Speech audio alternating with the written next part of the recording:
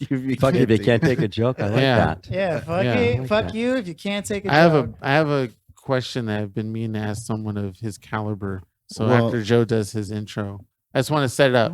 Okay. You came in with guns drawn, huh? All right. Keenan with some What's the question? Oh, I have to wait till he does his intro, though. Oh, yeah. I'll let you guys run the show, and I'll just come on whenever. Sounds like we've already started recording. Oh yeah, we're live on the air here. It's pre. Here we go. Y'all ready for this? Yep. Lay it on us, Joe.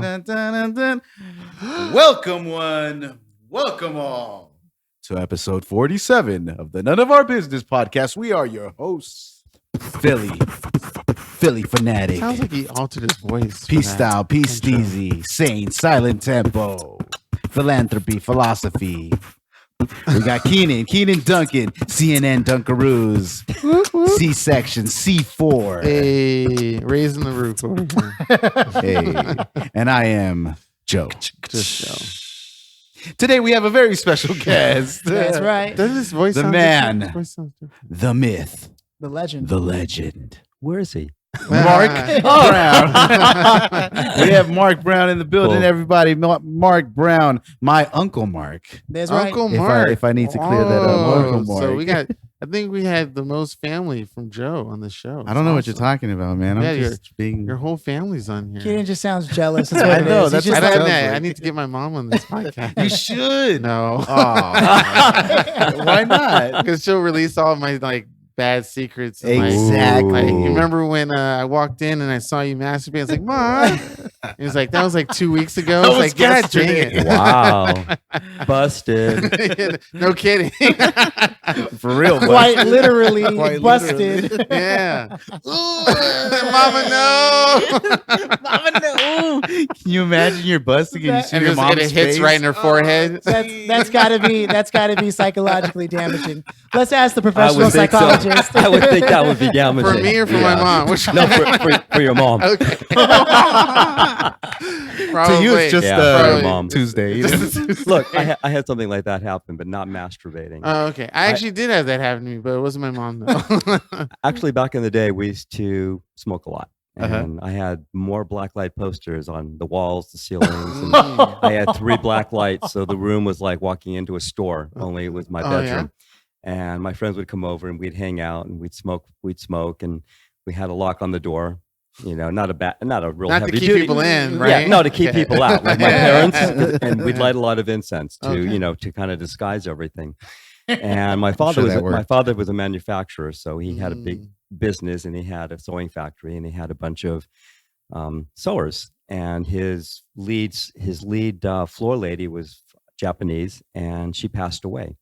So my mom and him went to their funeral. And if you've never been to a Japanese funeral, they light a lot of incense. Yeah, it's very traditional. So my dad comes home that day, and he's knocking on my door, which he did, quite often. And we try to cover everything up before he'd come in. And he walks in the room. We have a lot of incense burning, and he walks in and he looks around the room. And me and my friends were all fucked up. And he goes, "So who'd you bury today?" I said, "What?" And then I found out that he went to this funeral. And it wasn't until many years later that they actually found out what we were actually doing. That time it didn't make much sense. You're like, yo, Dad, what are you even saying to me right now? Have you two ever been walked in on, whether it was drugs or masturbation? Never. No? I can't say I have. Damn, my parents never gave a fuck. It doesn't feel very comfortable, just to let you know. It may or may not scar me, but my question. So the question I wanted to ask you was, wait. Well, sorry, I don't mean big drum roll. But real quick before, I guess you're already on a roll, so you can ask him. But after the question, I'd like him to kind of introduce himself and kind of give us a a some of what. context. That's what I was waiting for. I thought when you you want to do that? No. We got introduced. Yeah, you want to hold that conversation? I can hold it. Okay. How long? For how long? You're changing colors. Okay. Don't hold your breath. Okay. No problem. Okay. Uncle Mark, welcome to the pod. This is the None of Our Business podcast. We invited you out here because, well, personally, me, I thought you'd be incredibly. I thought you'd be an incredibly great guest, and with your experience and everything, I was like real quick to be like, yeah, let's get my Uncle Mark on here. I'm glad you agreed to come on. You're highly praised by Joe. He has like a shrine in his room of you. Well, thank you for with having incense. me. Absolutely. Nice. Oh, incense and peppermints. Peppermint. Ah. Give us a little rundown of who you are, where you came from, all that stuff. It's not an interview, you know. This is just a little introduction, and we'll keep it pushing. That's okay. Hey, fuck it if you can't take a joke. Hey, That's all right. good. Hey. Yeah, it's all good. Let's see. I'm a product of the 50s. I was born in the 50s. So when I started hitting my glorious years, here came the 60s. That's right. And That's probably one of the most amazing times. If you weren't there, I don't care how many videos you watch, how much music It's you not the listen same. to. It's not the same. It was such an amazing time period. I mean, things that we saw from that 10-year period from 60 to 70 when I graduated high school was quite amazing. Man landing on the moon, Martin Luther King being assassinated, Robert Kennedy being assassinated, just the whole political scene, the drugs, the rock and roll, everything was all sort of so interconnected. Vietnam War, people were protesting. I remember, dreading the fact that if I ever got, drafted, oh my God, what am I going to do? I started saving money. I was ready to hire an attorney, and I was probably going to move to Canada. Oh yeah. Yeah, it wasn't something I really believed in. But Hey, it was Bush did it. a lot of people did. Trump did. Yeah. A lot of people did. Yeah. I got lucky. Before I graduated, I was able to secure the final 2S, which was a student deferment, which basically meant if you were completing 12 and a half units of school, College, then yeah. you were not eligible to be drafted. Right. And so this went on for many years until eventually I got so tired of school. I was just, from elementary through high school, I was burned out. I didn't want to do this anymore. Oh. So then they went to the all-volunteer draft, and they started having the numbers, the lottery. And so the first year I drew somewhere close to 290. I thought that's pretty good. And then I waited another year, and I drew again. I was in the low 200s, and I thought, okay, it's time. I'm done. So after 2 years of wasting time and space in college, I dropped out and took my chances, and I drew 100. Oh. See, now we don't understand what that is because it was before our time. Correct. So what as far So as basically, what what the happened scale is, was there's 365 days in a year. right? So they would take a calendar and they take everybody's birthday and they would put it like a ping. Yeah. what is that? It was Like bingo. randomized. Yeah, Yeah, like a and bingo they would draw situation. numbers, and so Bingo. Yeah. so if you were born on January 15th, you could have drawn 365. That and is then- so weird you picked that date. Why is that? Is that your birthday? Yeah. Nice. Yeah. There you go. I just been Ooh. drafted. Great. You just been drafted. Anyway, yeah. So they had all these. So they had this draft, and it went by the numbers, and I drew 100. And that year they were planning to draft. They were planning to bring in up to 100. So I started freaking out. And long story short was, somewhere in the middle, I got my notice. I had to come down for my physical, and I was panicking, and I was already calling my attorney. And then they decided they were only going to draft up to 95. Oh. So Holy shit. I kind of lucked out. Then everything changed, and then I became, I believe, and you have to excuse me, I'm a little older, so the memory cells sometimes don't function too well. But I think it was called a 1H, and once you had a 1H, you were still eligible for the draft, but you weren't drafted. So if they needed you, they called you. And then ultimately it went down to 90, and then eventually they ended up exiting out of Vietnam, I believe, in 75. And so at that point, I never got drafted, and I became eligible up to the age of 35. You're always up till the age of 35. You can still be drafted into the military. I hit 35. Nothing was going on. I was done, and I never had to look back. That's okay. crazy. So, That's yeah. crazy. Yeah. I wonder if you can pick. Well, once you're drafted, they pick you in different. You don't have a choice of where you can go. Like if you want to go to the Navy, they put you in the Marines. You Oh, could. you Oh could? yeah, a lot of people signed up. A lot of people chose what they wanted to do, knowing full well they were going to have to serve somewhere. Right. So people did get a choice. But the problem was a lot of people went off to Vietnam, and mostly people of color, and of course the white people. Hey, you picked my birth date. So. Yeah, and so those people got lucky, and they Yeah. got to go to school, and the parents had money, and everyone else went off to Vietnam and came home in a coffin, and so it wasn't very popular. Right. And You bring a good point that like a lot of us wouldn't even begin to understand just based on videos and news reports and all this stuff. We wouldn't even begin. That's a really packed like 15, 20 years of major events that happened. major events. That was a time in this country that just everything changed. I mean, we're talking about from the early 50s when I was born, you know, with like Ozzie and Harriet. Father knows the best. Right. Leave it to Beaver. Yeah, Leave It to Beaver. Mom's home in the kitchen. She's got the apron on. She's making cookies. Andy Dyke Show or something like that. Yeah, and which your dad gets home and you're in big trouble, and you know you were terrified because your dad worked and your mom was always home. Right. And so it was Somebody told me, like, when your dad gets home, I'd be like, yeah. So it was a real unique time. It was, you know, they slept in separate beds. You only slept together to procreate. Wait, really? That was like throughout the most of the families. Yeah, I remember the 50s. I remember going to people's houses and seeing the separate beds. And, 2 beds in like the 2 twin bedroom. beds in the bedroom, and you only really got together to have kids. Because nowadays, if you try to get a separate bed, your girl would be all pissed at you and stuff. Hell yeah! How dare you? It's crazy because you think of those 15 years, and then you think of like our last 15 years. Yeah. How many things have really happened that have been so crazy amazing? All I can think of is maybe 2 things. One, and they're all tragic shit, is the 9/11. That was big. Columbine was super huge. But 9/11 happened. Oh wait, like you said more 15 than years. years ago. Oh, yeah. shoot. Nothing. Your last 15 years. Our last 15 years. Like I was picking like I guess 30 years because you're thinking 15 ain't 2015 or something. 15 years. Jesus, what happened? Yeah, exactly. Well, what about the Y2K? CERN laboratory, Hadron Collider? Okay, but see, that wasn't. But that's been around for a while. The Hadron Colliders. Well, when it first was, that was in the 15-year period of it being announced to the world, but the world didn't take it as like the craziest thing ever. Though. Exactly. It was something just within the science community. I mean, even getting a man on the moon, even that alone, beats everything that's happened to us in the last. We sent years. like a car. We sent a Tesla with a robot in it. Oh, back in our days, we didn't have seat belts. Only in the front seat, if you had right. seat belts. We drank water from a hose. You fell down. You we ate drank dirt. water from a hose too. I remember drinking water from a hose. It was but it's just different. Hose would come and bring us water. So the 50s was an interesting time. I mean, Well, that leads me to a question, which was, what would you consider? Oh, just overall in general, as you describe, like the best decade: 50s, 60s, 70s, 80s, and 90s, 60s, 60s. The most happened in the 60s. Because I know you kind of answered it already. not even that because I was part of it. It's just so many things happened. We saw so many things in my first 50 years of life that we probably will never see again. I mean, just all the advancements in medicine, technologies, cars, science. I mean, just landing on the moon. Right. I mean, these are things that. Did we though? Yeah, you know what?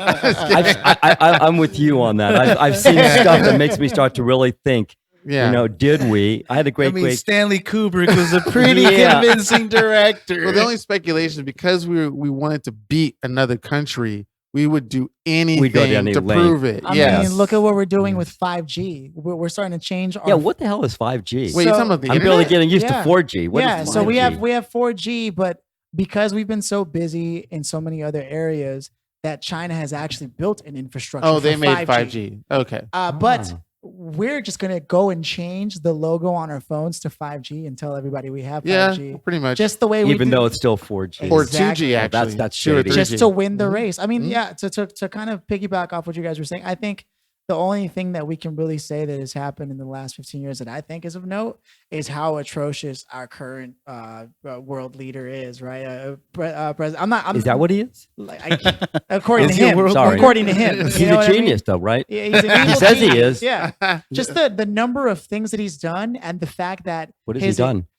Absolutely. The number of things he's undone. Allow me to correct that. He's done. Yeah, more like undone than done. Yeah, pretty much. And even his entire White House staff has actually decided not to. Every week it changes. Yeah, the newest one. Whoever his team is, they've all decided not to participate with the impeachment. So because we got 2 new whistleblowers. Yeah. They're like this entire impeachment process. Yeah, we're not going to be a part of it. But see, why blow the whistle now? I mean, you had that information. You could have blew the whistle a long time. I don't know what provoked these 2 individuals that Ukraine.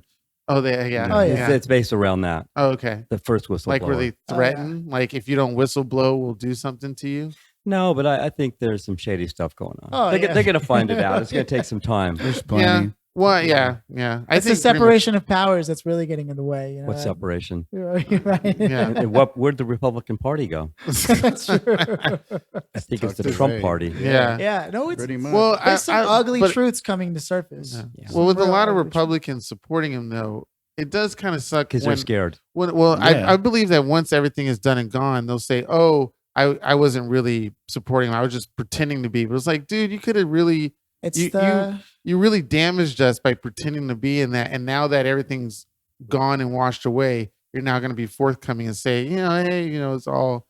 It's just they were stupid. just jokes. Huh? Yeah. Like that's really rude. I mean, rude, but I saw just I upset. saw a cartoon and it shows a picture of a milk carton and it shows a spine and it says, "Where's the Republican spine?" Like Yeah. Asian True. kids on a milk carton. Yeah, It's exactly. true. And I think Yeah. if you took most of these Republicans and you put them behind closed doors and it was a private vote, a secret vote, Mm-hmm. he'd be gone tomorrow. Oh yeah. But in Absolutely. the real world, they're terrified. He bullies everybody. He I mean, threatens is you. he really a man of such influence that people are that scared of him? He's sick. There's something really wrong with him. And they've done, a lot of psychiatrists and people in all walks of life. Just based on observations. Yeah, old generals, people retired. Everyone's talking the same thing, but Mhm. he's still there. And he it'll aligns happen. himself with pretty bad people. So Very if bad If you people. go against him, I mean, he's he won't do it, but somebody else next to him. He'll destroy your career. Yeah. Yeah, Yeah, he's that- good at that. he's got that much flow. He's got Yeah. that much power. Yeah. That's ridiculous. That shit is man. crazy. Yeah. But then again, when we watch this documentary called The Family, it's like, well, how much power does he have over you? Like, if anybody in that group went up against Trump, Well, yeah. I mean, They even talk about how, I mean, it's because of Cambridge Analytica that he was able to steal the election. He wasn't supposed to win. He wasn't supposed to win. Yeah. Because all of that shit is kind of, we know set up. we know how it played out. Yeah. Mhm. It's very sad, but that's part of what I hate about social media. Yeah. So this It- wouldn't have it happened in the turned the- 60s. And This would not have happened never- in the 60s. yeah. I remember in the 60s, I remember watching with my grandfather, Mhm. watching the Nixon-Kennedy debates. Okay. yeah. And poor Richard Nixon, he had this 5 o'clock shadow, so he didn't look very well groomed. He Mhm. didn't look very well prepared. And here's this young Kennedy, very Handsome, well yeah. shaved, Yeah. yes, handsome, Yeah. and he just tore him apart. And he barely won the election. It wasn't like it was a runaway. It was a Right. very close election, but he Right. did win. And that was the first time they'd ever had a televised debate. Televised. And, yeah, that was the and he first- wasn't ready. Today, everything, forget television. We're doing a podcast. Yeah. I mean, Yeah. back in those days, that's all you had.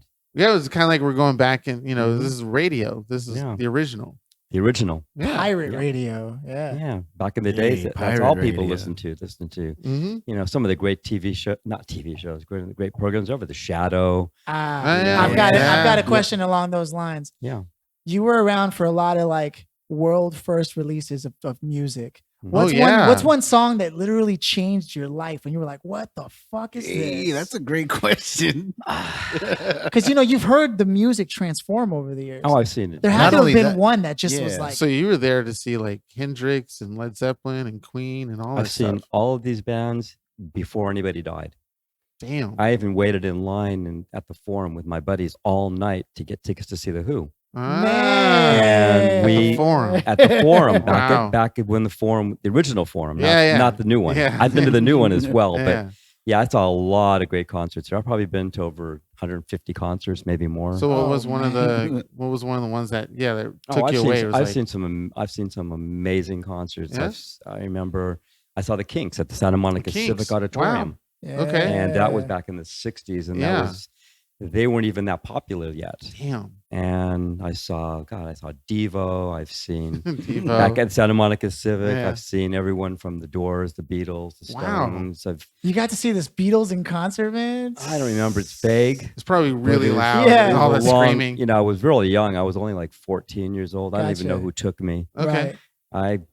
I saw Santana when they made their Nice. Oh, that had to LA be debut at the amazing, Greek man. Theater At the Greek Theater, in nice. '68. Wow. And I remember I didn't have any weed because I was still young and I was afraid to, because back in those days, you Yeah. had a roach, you probably did about 2 years in jail. Damn. I mean, it was Holy really shit. serious. Yeah. You had to really be worried. Yeah. And that was something today. Like today, I'm like, oh my God, I walk into a dispensary and it goes like being in a candy store. Yeah. and in those days, it was totally Yeah. different. But Yeah. yeah, so people were passing weed, and I was Wow. getting high, and I saw Diana Ross in the Supremes farewell concert at the Holiday Nice. Bowl. Wow. Did you see Sinatra in them? Like the Rat never Pack? saw. No? You know, that was too early. That right? was never. I remember the music, but Okay. that wasn't really my music. Right. I really didn't follow that. I remember I got my driver's license. I was 16. We took my mother's. She had a Chevy station wagon, 4-door station wagon. And I mentioned this because in the very back of the station wagon, there was like a panel that you could open up and you could actually put somebody in there. Yeah, it was, yeah. And I'll get around to that in a minute. Yeah. Some of the silly things we did with that. But we got in the car, got my driver's license, picked up all my buddies, and we went to the Hollywood Bowl. And I believe we saw Tommy James and the Shondells. Okay. The Rascals, Okay. and I want to think Eric Burton and the Animals, if my memory The Animals. serves Oh, correct. Wow. So this was back in I got my license in 68. Yeah, So yeah. it's 1968. That was a crazy year. And these are some of the things we did with the station wagon. We went to Westwood and me, I hold accountability here, drove the car on the sidewalk. And we're driving down the sidewalk in front of people's houses. And all of a sudden, my friend goes, "What happened to the music?" And apparently the antenna was before they had the flexible ones or the ones in your glass. Oh, so you had to we had actually... the real antenna that you could put 76 balls on and stuff. And driving on the sidewalk, the antenna hit a tree, snapped off. So there went the radio. We didn't have fancy stereos back then. They were very simplistic. And that was the end of the radio. And then we would do really silly stunts like drive up and down Sunset Boulevard, and we'd drive in the car and we'd open up, we'd put somebody in the back, and all of a sudden we'd stop. They'd jump out of the back of a trunk and just go doo-dah down the boulevard and get back in the car, and we drove off. Ghost ride the whip. Yeah. So we early Ghost ride. Yeah. Yeah, we did, really silly things back in the day. We were, Jeez. we were crazy. I mean, who drives on the sidewalk? Well, one person did. One person did, yeah. That's not good news. Yeah. Oh, yeah. That was a different scenario. Yeah. It was a different scenario.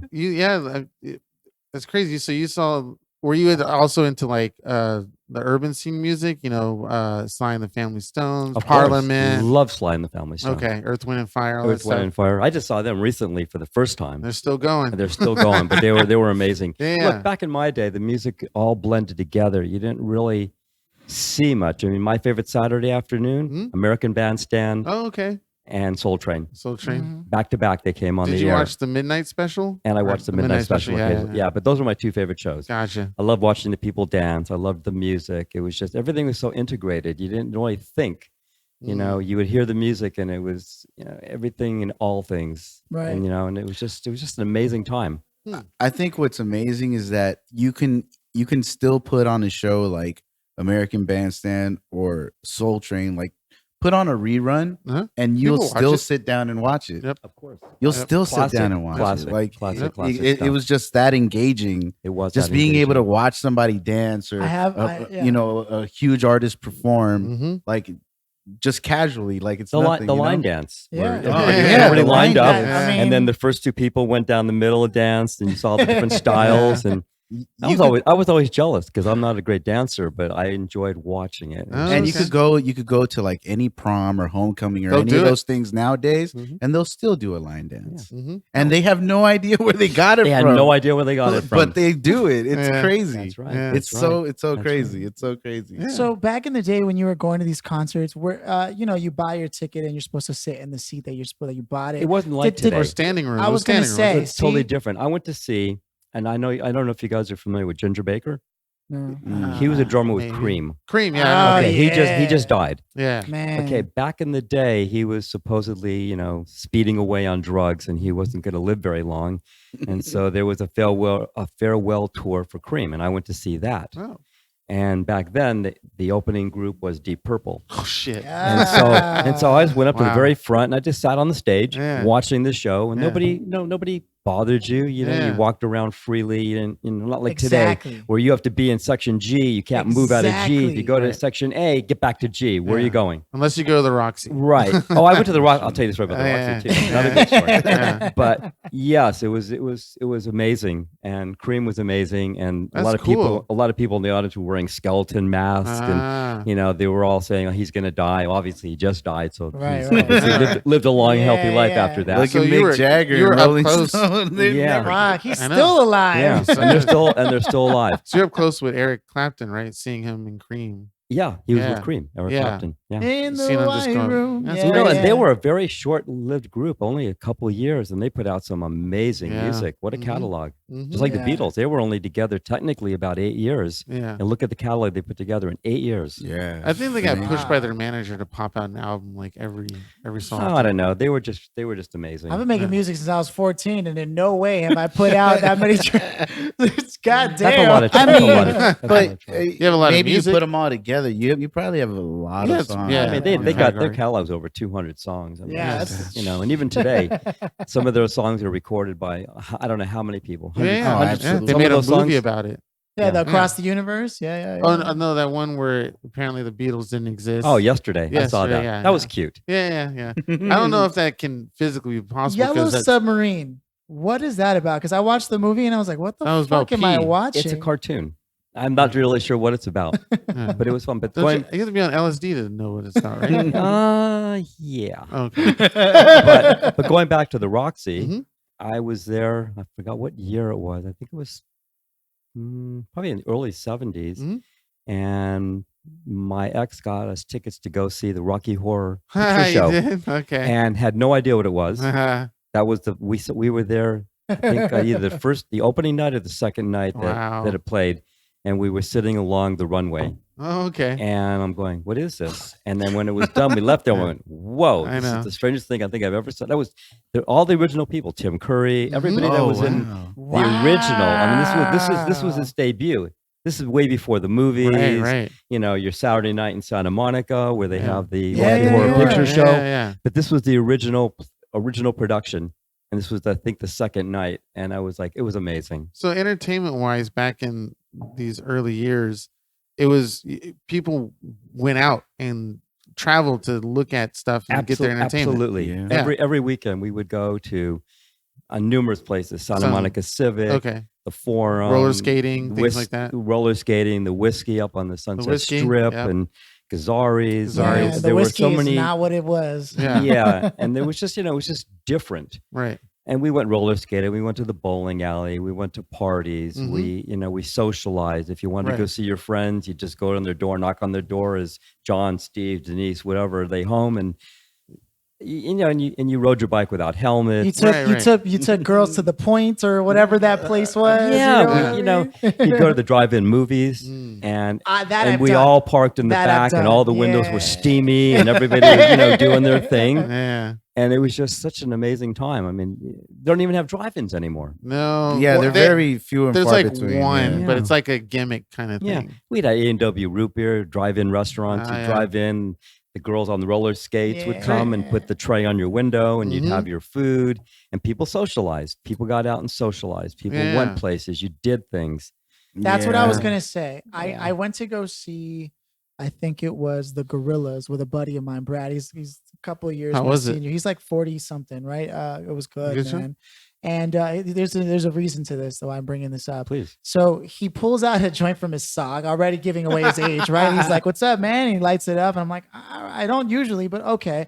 And while I'm sitting there, he's like, I got these wax seats because we're not going to sit in these seats, man. He said we're going to go walk around and see if we can get closer. You know what I mean? And we did that all the time. And out of nowhere, I hear the words come across my head.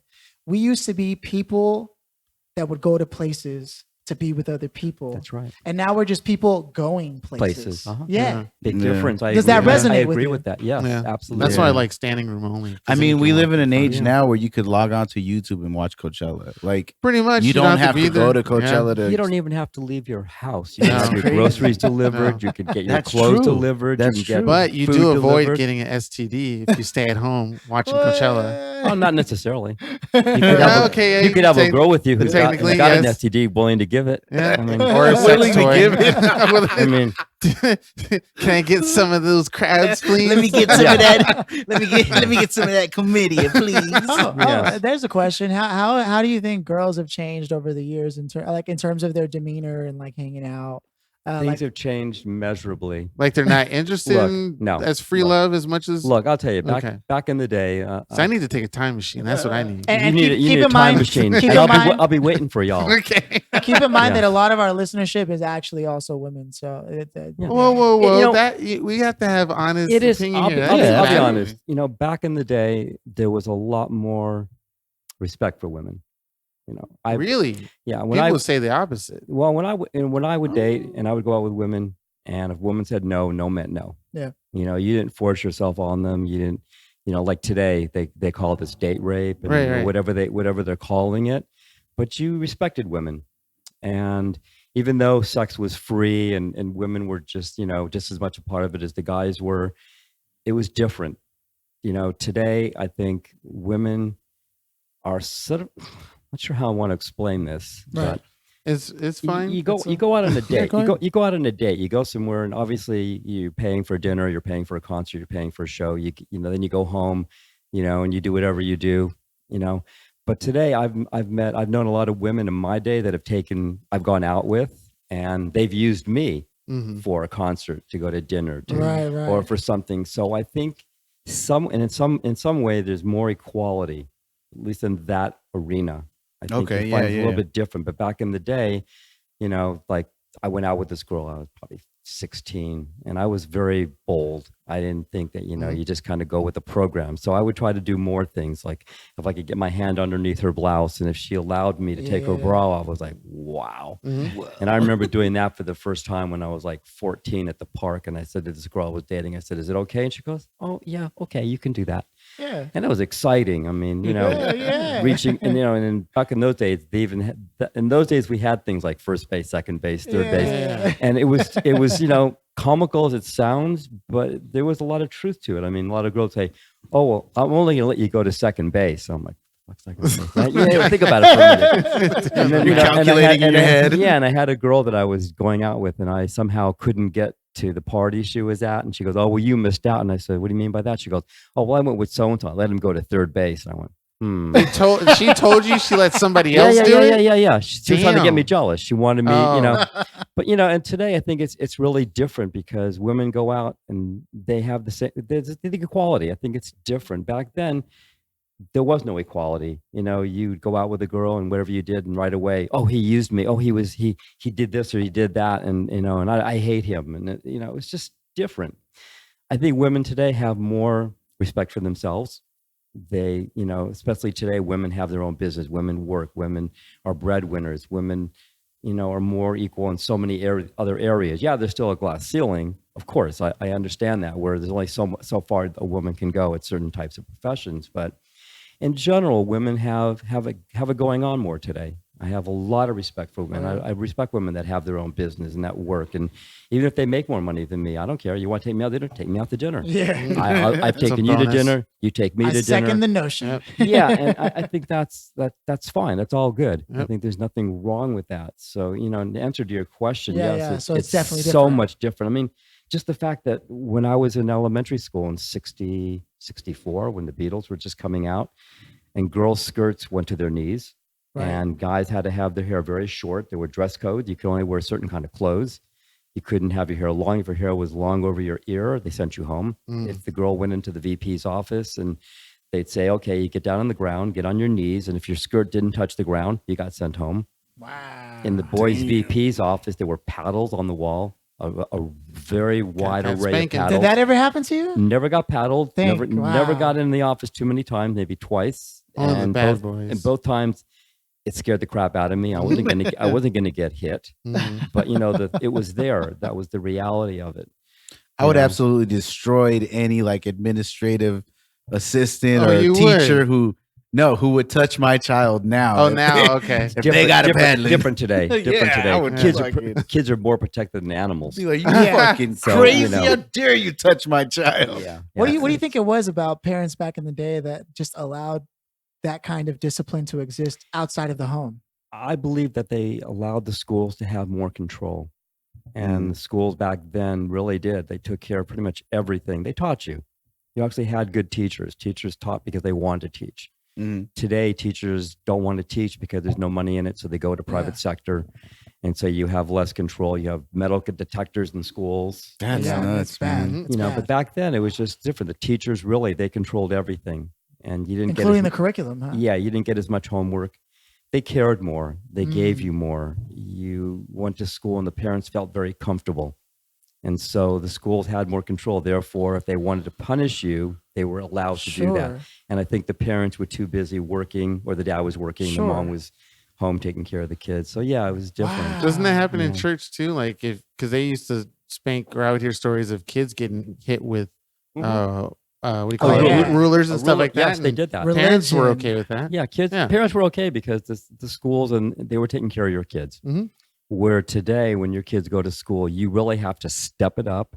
You have to get involved. You have to be a part of it. You have to join either a PTA or some kind of group. And if you want your kids to be successful, you have to be a part of that. And if you're not a part of that, your kid's going to get left behind. Because I know how many times I went to school and I would hear from, other students, I wish my mom was here. I wish my dad would have come. And they, the parents were too busy. And the ones that, like when I went, I know my kids got more going on for them because I showed up, I cared. So therefore, they gave the kids more. You mean your kids currently? No. My kids are all grown. Oh, okay. I'm talking about back when my kids were growing up. Okay. And because things had changed so much. You made the effort to be I had to make the effort. I was part of the PTA. I was on the board of directors. There was a couple of there were like 2 or 3 of us that were very much feared by the whole school because we controlled so much, but we had to, because otherwise the kids would not have gotten that much. Right.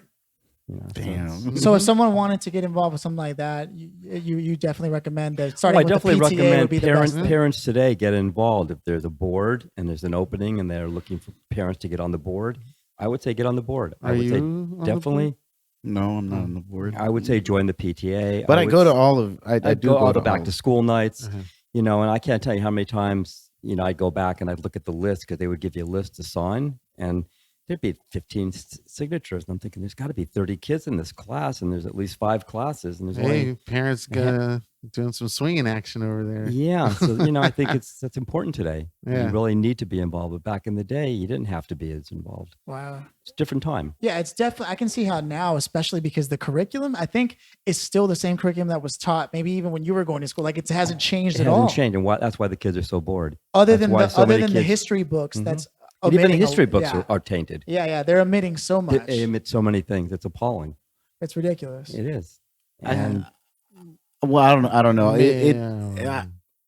Because Gavin's in 2nd grade right now, and I know that the work that he receives is a lot different than what I in would 2nd grade have gotten in 2nd grade. Yeah. I can't say the same for like high school or anything. I'm sure they're still using some of the same books, probably. But I know for sure that like Gavin's 2nd grade teacher is teaching him stuff that I don't remember learning, like programming and stuff. I mean, he does have computer class. Yeah, he does. Yeah, the computer class we had wasn't until like. But you guys grew up with computers. Kind of, sorta, kind of. I would say around. They're just like, you guys are like 5 years older than me, right? 4 or 5 years. Yeah, older I would say because I would say around when Apple had its 3rd computer, when it was starting to do like color in its screen, so early 90s. Oh, okay. Yeah. That's when we were. I think the first computer class I ever had was like in 6th or 7th grade. And mine was in 4th or 5th. I remember the first computer. We had a room with like 7 towers. You were around before computers. Yes, before computers.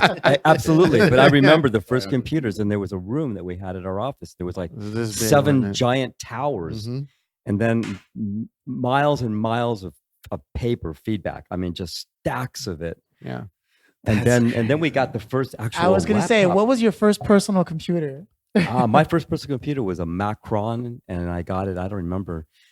Maybe in the early 80s. No, but I remember the first computer at work, and we had a computer screen and a keypad and a little tower. And I remember them teaching us, and I was like, this is amazing shit. Oh, so you were super excited, yeah? I was super excited. I was one of the few people in the office that understood the concept of it. So I was helping other people. Oh, okay. And then going in and out of programs and shifting here and there. I was like, wow, what an amazing concept. In no way in your mind did you ever think that this is the future. Something's Never. about to happen to this stuff. Not really. Okay. Are there any companies that you had opportunities to invest in He's that gonna- you might have he's missed? You gonna- know, I had opportunities, but my father was not one that understood stock market, and he was Gotcha. not really into that. But I had a very good friend of mine. His Yeah. parents owned IBM.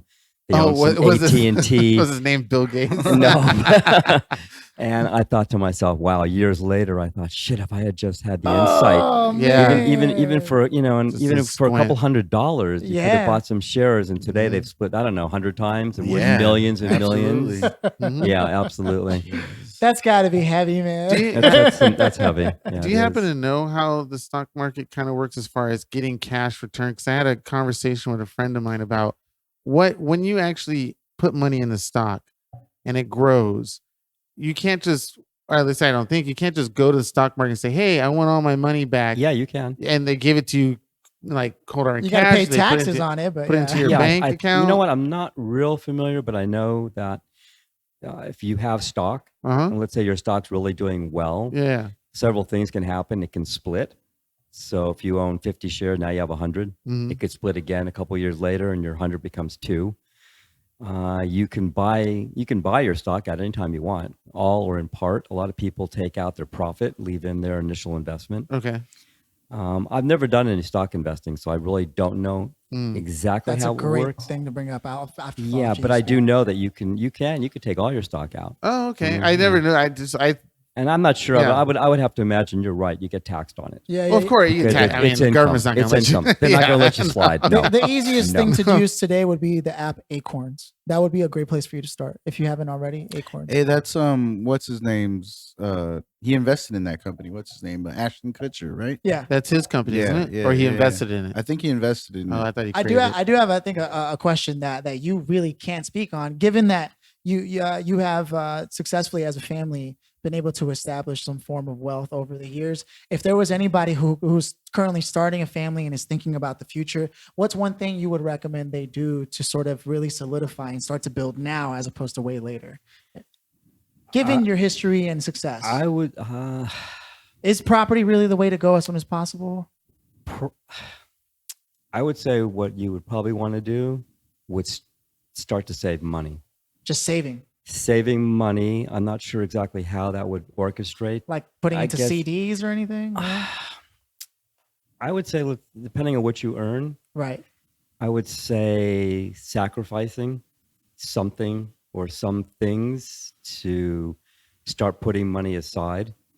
I'm not sure if I'd want Just to. in general, saving. I would say in general, because at some point you're going to want to maybe purchase a house. I would say if you're savvy in the market, if you understand stocks, if you understand muni bonds or something like that, Yeah. you might want to invest a little bit.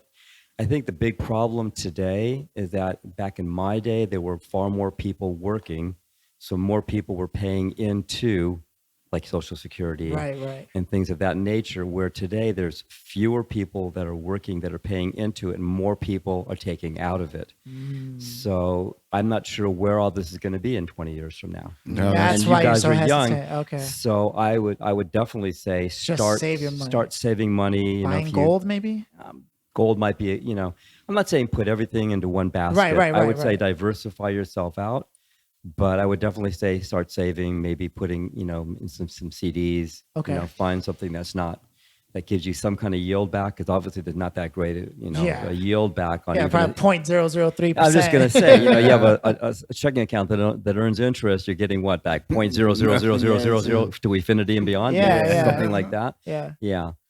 But I think success today, because the world is so different and, purchasing a house maybe 20, 30 years ago, like my dad, Yeah. he purchased over his lifetime, maybe 5 houses. The first house he bought, I think he bought it for like 26,000. Right. That same house Jesus, today, $26,000 yeah, for a the house. same house today is on the west side. Yeah. It's on Crest Drive Okay. off of Robertson. Near the, Okay. Oh, near the yeah. 10th Yeah. near the- I know yeah, where 10th it's at. freeway. That same house, I've been back there several times, and I'll tell you a cute story that goes with this house. But the house itself today is worth about maybe $1 million, Jeez. and he paid 26,000. This is way back. Yeah. The house next door had these 2 big trees and like a chair that went around them, and you couldn't see the house itself, but the 2 big trees. I went behind that house, behind those trees as a kid, and drew drew pictures with crayons. Mhm. I had all this artwork that I did. I went back there 30 years ago. They were still there. They had not painted that. They had not painted there behind there yet. Wow. So, that was the kind of stuff Yeah. as a kid. But, so real estate back then. So my dad would sell the house maybe 5 years later, and now it's worth maybe $50,000. So now he upgrades. He buys another house. He buys that house for so he's maybe flipping houses. not flipping. He was living. We were living in them. Yeah, we were living in these houses. And so after maybe 5 more years, 6 more years, now that house is worth more. Then we moved up to another house, then another house, and pretty soon, the last house that he had purchased, that he sold, he bought it for maybe 400, 500, sold it for $1 million. Today, when you buy a house, you might wait a long time till you get that same return. The return is not the same. That's why millennials are not really buying houses. A lot of them have saved money. A lot of them have maybe $100,000, $200,000 that they've saved, and there's not the same return anymore. And after the financial crunch of a few years back and things like that, so people are not buying houses, but they are saving the money, anticipating possibly a house or something of that nature. So if I would say anything, I would say save your money, build your credit score. Right. If I don't know what if you have credit cards or if you have furniture debt or something, and make your monthly payments. Yeah. And as long as you're making consistent payments, the credit agencies look at your score and they go, "Wow, this person's pretty good. They're consistent. They haven't missed a payment." Your credit scores slowly go up. So I would say, be mindful of your credit scores, build your credit scores. I would say if you can save money. If you can find something to invest in that's not, high risk. Obviously at a young age, you don't want to make an investment and then turn around and, oh shit, now I've lost it all in a week. Being careful, but, moving along slowly. But you want to build something, right. For the future. Right. You don't want to wait, because who knows in 20, 30 years from now, if Social Security will be there. They keep talking about it. The saddest part is it's our money. Yeah. It's money that we are putting in, yet the government keeps borrowing from it, saying, "Oh, well, we don't have enough. There's issues with it. We need to fix it, change it." What are you fucking changing? This is your money. They're taking this out of your paycheck every week, week in, week out, month in, year out. They're taking your money. No, am I going to get a reimbursement? And are you going to ever get it reimbursed to you? And that may not happen. Yay, So government. you need to look at other things, maybe 401ks, to make sure those are also safe. Right. Because even those took a beating at when we had the I've last heard meltdown. a lot of things about that. Yeah. Right. Yeah, and people lost a lot of their money. And so, there's really no good answer. Right. But, as Especially young, with the future, the way it looks so bleak right now. Yeah. So you want to make sure you're taking care of yourself. Okay.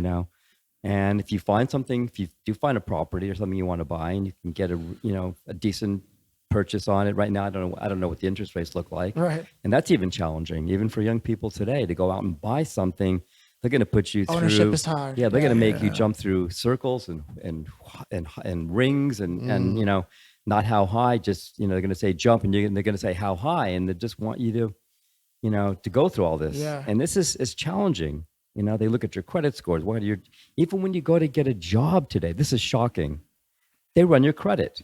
No Really? shit. I didn't know that. I read this maybe 2-3 years ago. I don't know if they're still doing this. Right. But what the fuck? And I think maybe they're looking to see, are you financially okay? Are you in trouble? If we hire you, are you being hired out of desperation? Right. Or are you being hired because you like the job? Wow. So, Yeah, there's so many things that have changed today. It's really different. And the employment it sucks. Employment rates, are you pretty bad have a too. job where maybe there's 10 people and you're doing equal amount of work, and then now things are not going so well, so they let 2 people go. They keep you. They say keep your wages the same, Increase your workload. and increase your workload. Did you tell them or something? No. Were you a soothsayer? How do you know all this information? because He it's guessed my happening everywhere. birthday and all Like, how this. do you know my life right Because now? it happened to him recently. I just Yeah. recently, yeah. So, That's cool. Just That's talk cool. about No, it. it's cool. no, well, I recently got laid off, but because the company went over budget on a particular project, but then rehired me back in a different position, but then that position just ended too. And I still haven't gotten my unemployment card. It's been like 3 weeks I didn't now. even know you were supposed to get an unemployment card. Yeah, you can choose No, between a no. card or a And check in the mail. Wow. You can do either or. You can do a debit card or a A check. direct deposit. And that's how much it's gotcha. changed. And back in my day, Mhm. You filed unemployment. You had to go down to the office. You waited around. They interviewed you. They gave you the paperwork. Then they checked in with your boss to see what was the storyline. Did you actually get laid off? Did you fuck the company over? Did you quit? And if you quit, you don't get anything. If they can prove that you did something detrimental to the company, then you don't get anything as well.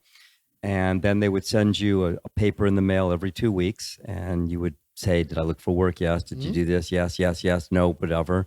Then they would say, where did you go to look for work? And you'd have to list places that you went. You'd have to list at least 4 or 5 places. It's a full-time job in itself. Full-time job into itself. So it's like, why even get it? Yeah, and they would verify it. They would check to see if in fact you did go to these places. Then you'd get your check. Then with your check attached would come another questionnaire, same questionnaire. Today it's totally different. Now you just get on the phone, you call them up, you tell them this, they talk to you on the phone. You don't even go down there anymore. No, it was and now all you get a digital card. online. And you're supposed to, I'm supposed to get a card. So what came in the mail was an optional. It says, you qualify for either getting a debit card and they'll put money on the card every week, or you can get a check in the mail. But I haven't seen anything. So it hasn't. How long has it been? 3 weeks.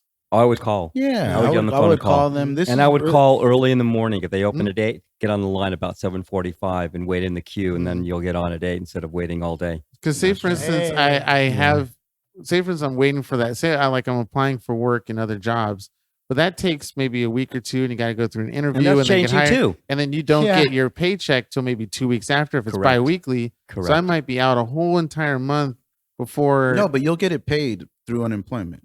You'll get it. It's just you'll get paid. Just even when you start your job, you'll still get paid up until the point where you actually started started your job. Oh, yeah, you could talk. It'll still be paid. Yeah, you'll still get your money. Oh, but I would call. 3 It just weeks takes forever. A long it time. does. Oh, Yeah. Damn, that's so disencouraging. It makes me not want to go through all that BS. It makes me want to have a job, Well, it's by design. It's by design. Like it's on purpose to make it so that you're all like flustered. You just don't want to. One of the main reasons I asked you about everything, given your success just as a family and such, in terms of being fiscally responsible, is because I read a book called Capital by Thomas Piketty, and he essentially provides all this evidence that no one person could ever out-earn the economy and inflation. So that's why investments are a necessity. Wait, what do you mean? Out-earn? Yeah. No matter how much you're earning, you'll never beat the rate of inflation. And that's why you need to have investments. Correct. And wages are flat for so many, I don't know, for the last 10, 15 years, wages have got just flat. And everything keeps going up. And the wages stay flat. Right. So if you're saying if I was like a doctor or something, crazy book, and even raising the wage to $15 an hour does nothing. The reality is, you should be like at 25. Yeah, even if it was 25, you're going to see that everything else that you're buying and everything you're doing in your world has gone up equally. Pretty much. So technically, you're not really making more money because you're still putting out the same amount. Right. The numbers just change. Right. Look, I got a great unemployment story. I'm working for this woman, a beautiful woman, nice person. She had a very nice business. She had expensive clothing, jackets for $200, a pair of slacks for $175. She sold to all the top stores in the country. Nordstrom, right? Yeah, all the top stores. So I'm there. This is right around the time that I went to the Christina show. Okay. Oh, we should get into that too. Yeah. So I come back. I come back and I go to work, and there was some guy. He had orange hair, really strange guy. I mean, I'm nothing personal, Trump? But yeah, he was just different. And all of a sudden I said, so who is this guy? And she goes, oh, he's your replacement. And I said, replacement? I missed something here. She takes me in the office and she said, look, I don't think things are working out so well between, you, me, the business and everything. So when you were gone, I brought this guy in obviously to take your place because you were gone for like a week. And I'm giving you a 1 month notice. I'm sitting there thinking, you're giving me a 1 month notice. That's kind of strange unto itself. Yeah. Normally when someone wants to get rid of you, either they terminate you on the spot, see you later, alligator, eat shit and die, and you're gone. And in this case, I'm like, 1 month, okay. So I left her office and I get back to work, and then I went back in to see her the next day, and I said, so if you're letting me go and you're still going to pay me? She goes, yeah, you'll still get your paycheck until you leave. And I said, okay, so what about me looking for work? She goes, yeah, do whatever you want. You want to make phone calls, you want to, cool. So the month is up And I leave. And before I left, I was talking to the bookkeeper. And I said, well, technically, you've let me go without really any good reason. So I'm assuming that I'll be able to collect unemployment because you're letting me go and you've hired somebody else and I've done nothing wrong. Right. What a joke. She says to me, no problem. You can do that when the forms come in. So I go to unemployment, I opened up my claim. Mm-hmm. Then the response comes back. I destroyed her company. I did some horrible things. She had to let me go. And I thought to myself, okay, this is becoming a joke. Right. You gave me a month notice. You let me look for work. You paid me for the whole month. But now you're denying my unemployment benefits, saying something totally contrary. Yeah. So I appealed. And when I went to the appeal, I had to go to the unemployment office. She had the luxury because, quote unquote, I'm very businesswoman and I'm very busy and I can't really go anywhere. So they let her take the call at her office. And I'm sitting at a desk with the unemployment guy. So they call her up on the phone. And the conversation starts like this. I started the conversation. I said, so tell me, Brian. Her name was Brian. And I said, so tell me, I'm really curious. You gave me a 30-day notice. At no time did you ever tell me I was doing anything detrimental, harmful, or hurtful to your company.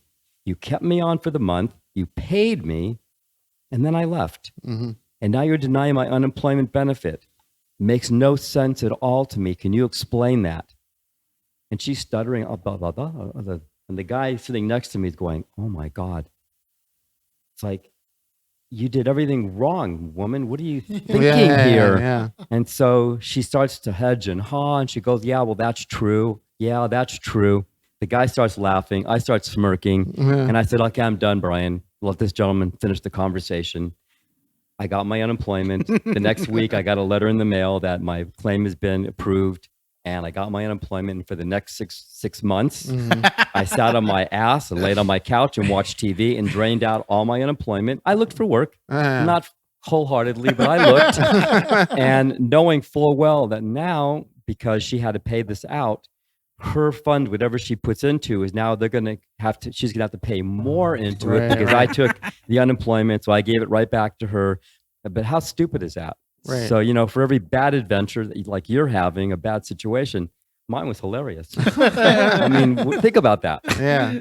Who gives you a month notice What? and then lets crazy. you work and pays you and help you look for work and then turns around and comes up with a bullshit story? Yeah, they didn't bash me as far as I know in the unemployment scheme, but they know, again, it's all digital and stuff. Yeah, but you they got a did- notice stating that you were going to receive But they do. it. They do send out they do send a letter to your past employer, Mhm. and they want to know based on what you've said and what they say. So that could be the process. It's slow. It probably is. And they gave me to finish out the week as a courtesy to finish up whatever major project that I was on. So I wasn't I wasn't holding up anybody else in the department. Okay, well, that was good. Yeah. Speaking of adventures, I think a little known fact that we haven't stated is you actually are a certified magician at the Magic Castle. I'm not correct? certified.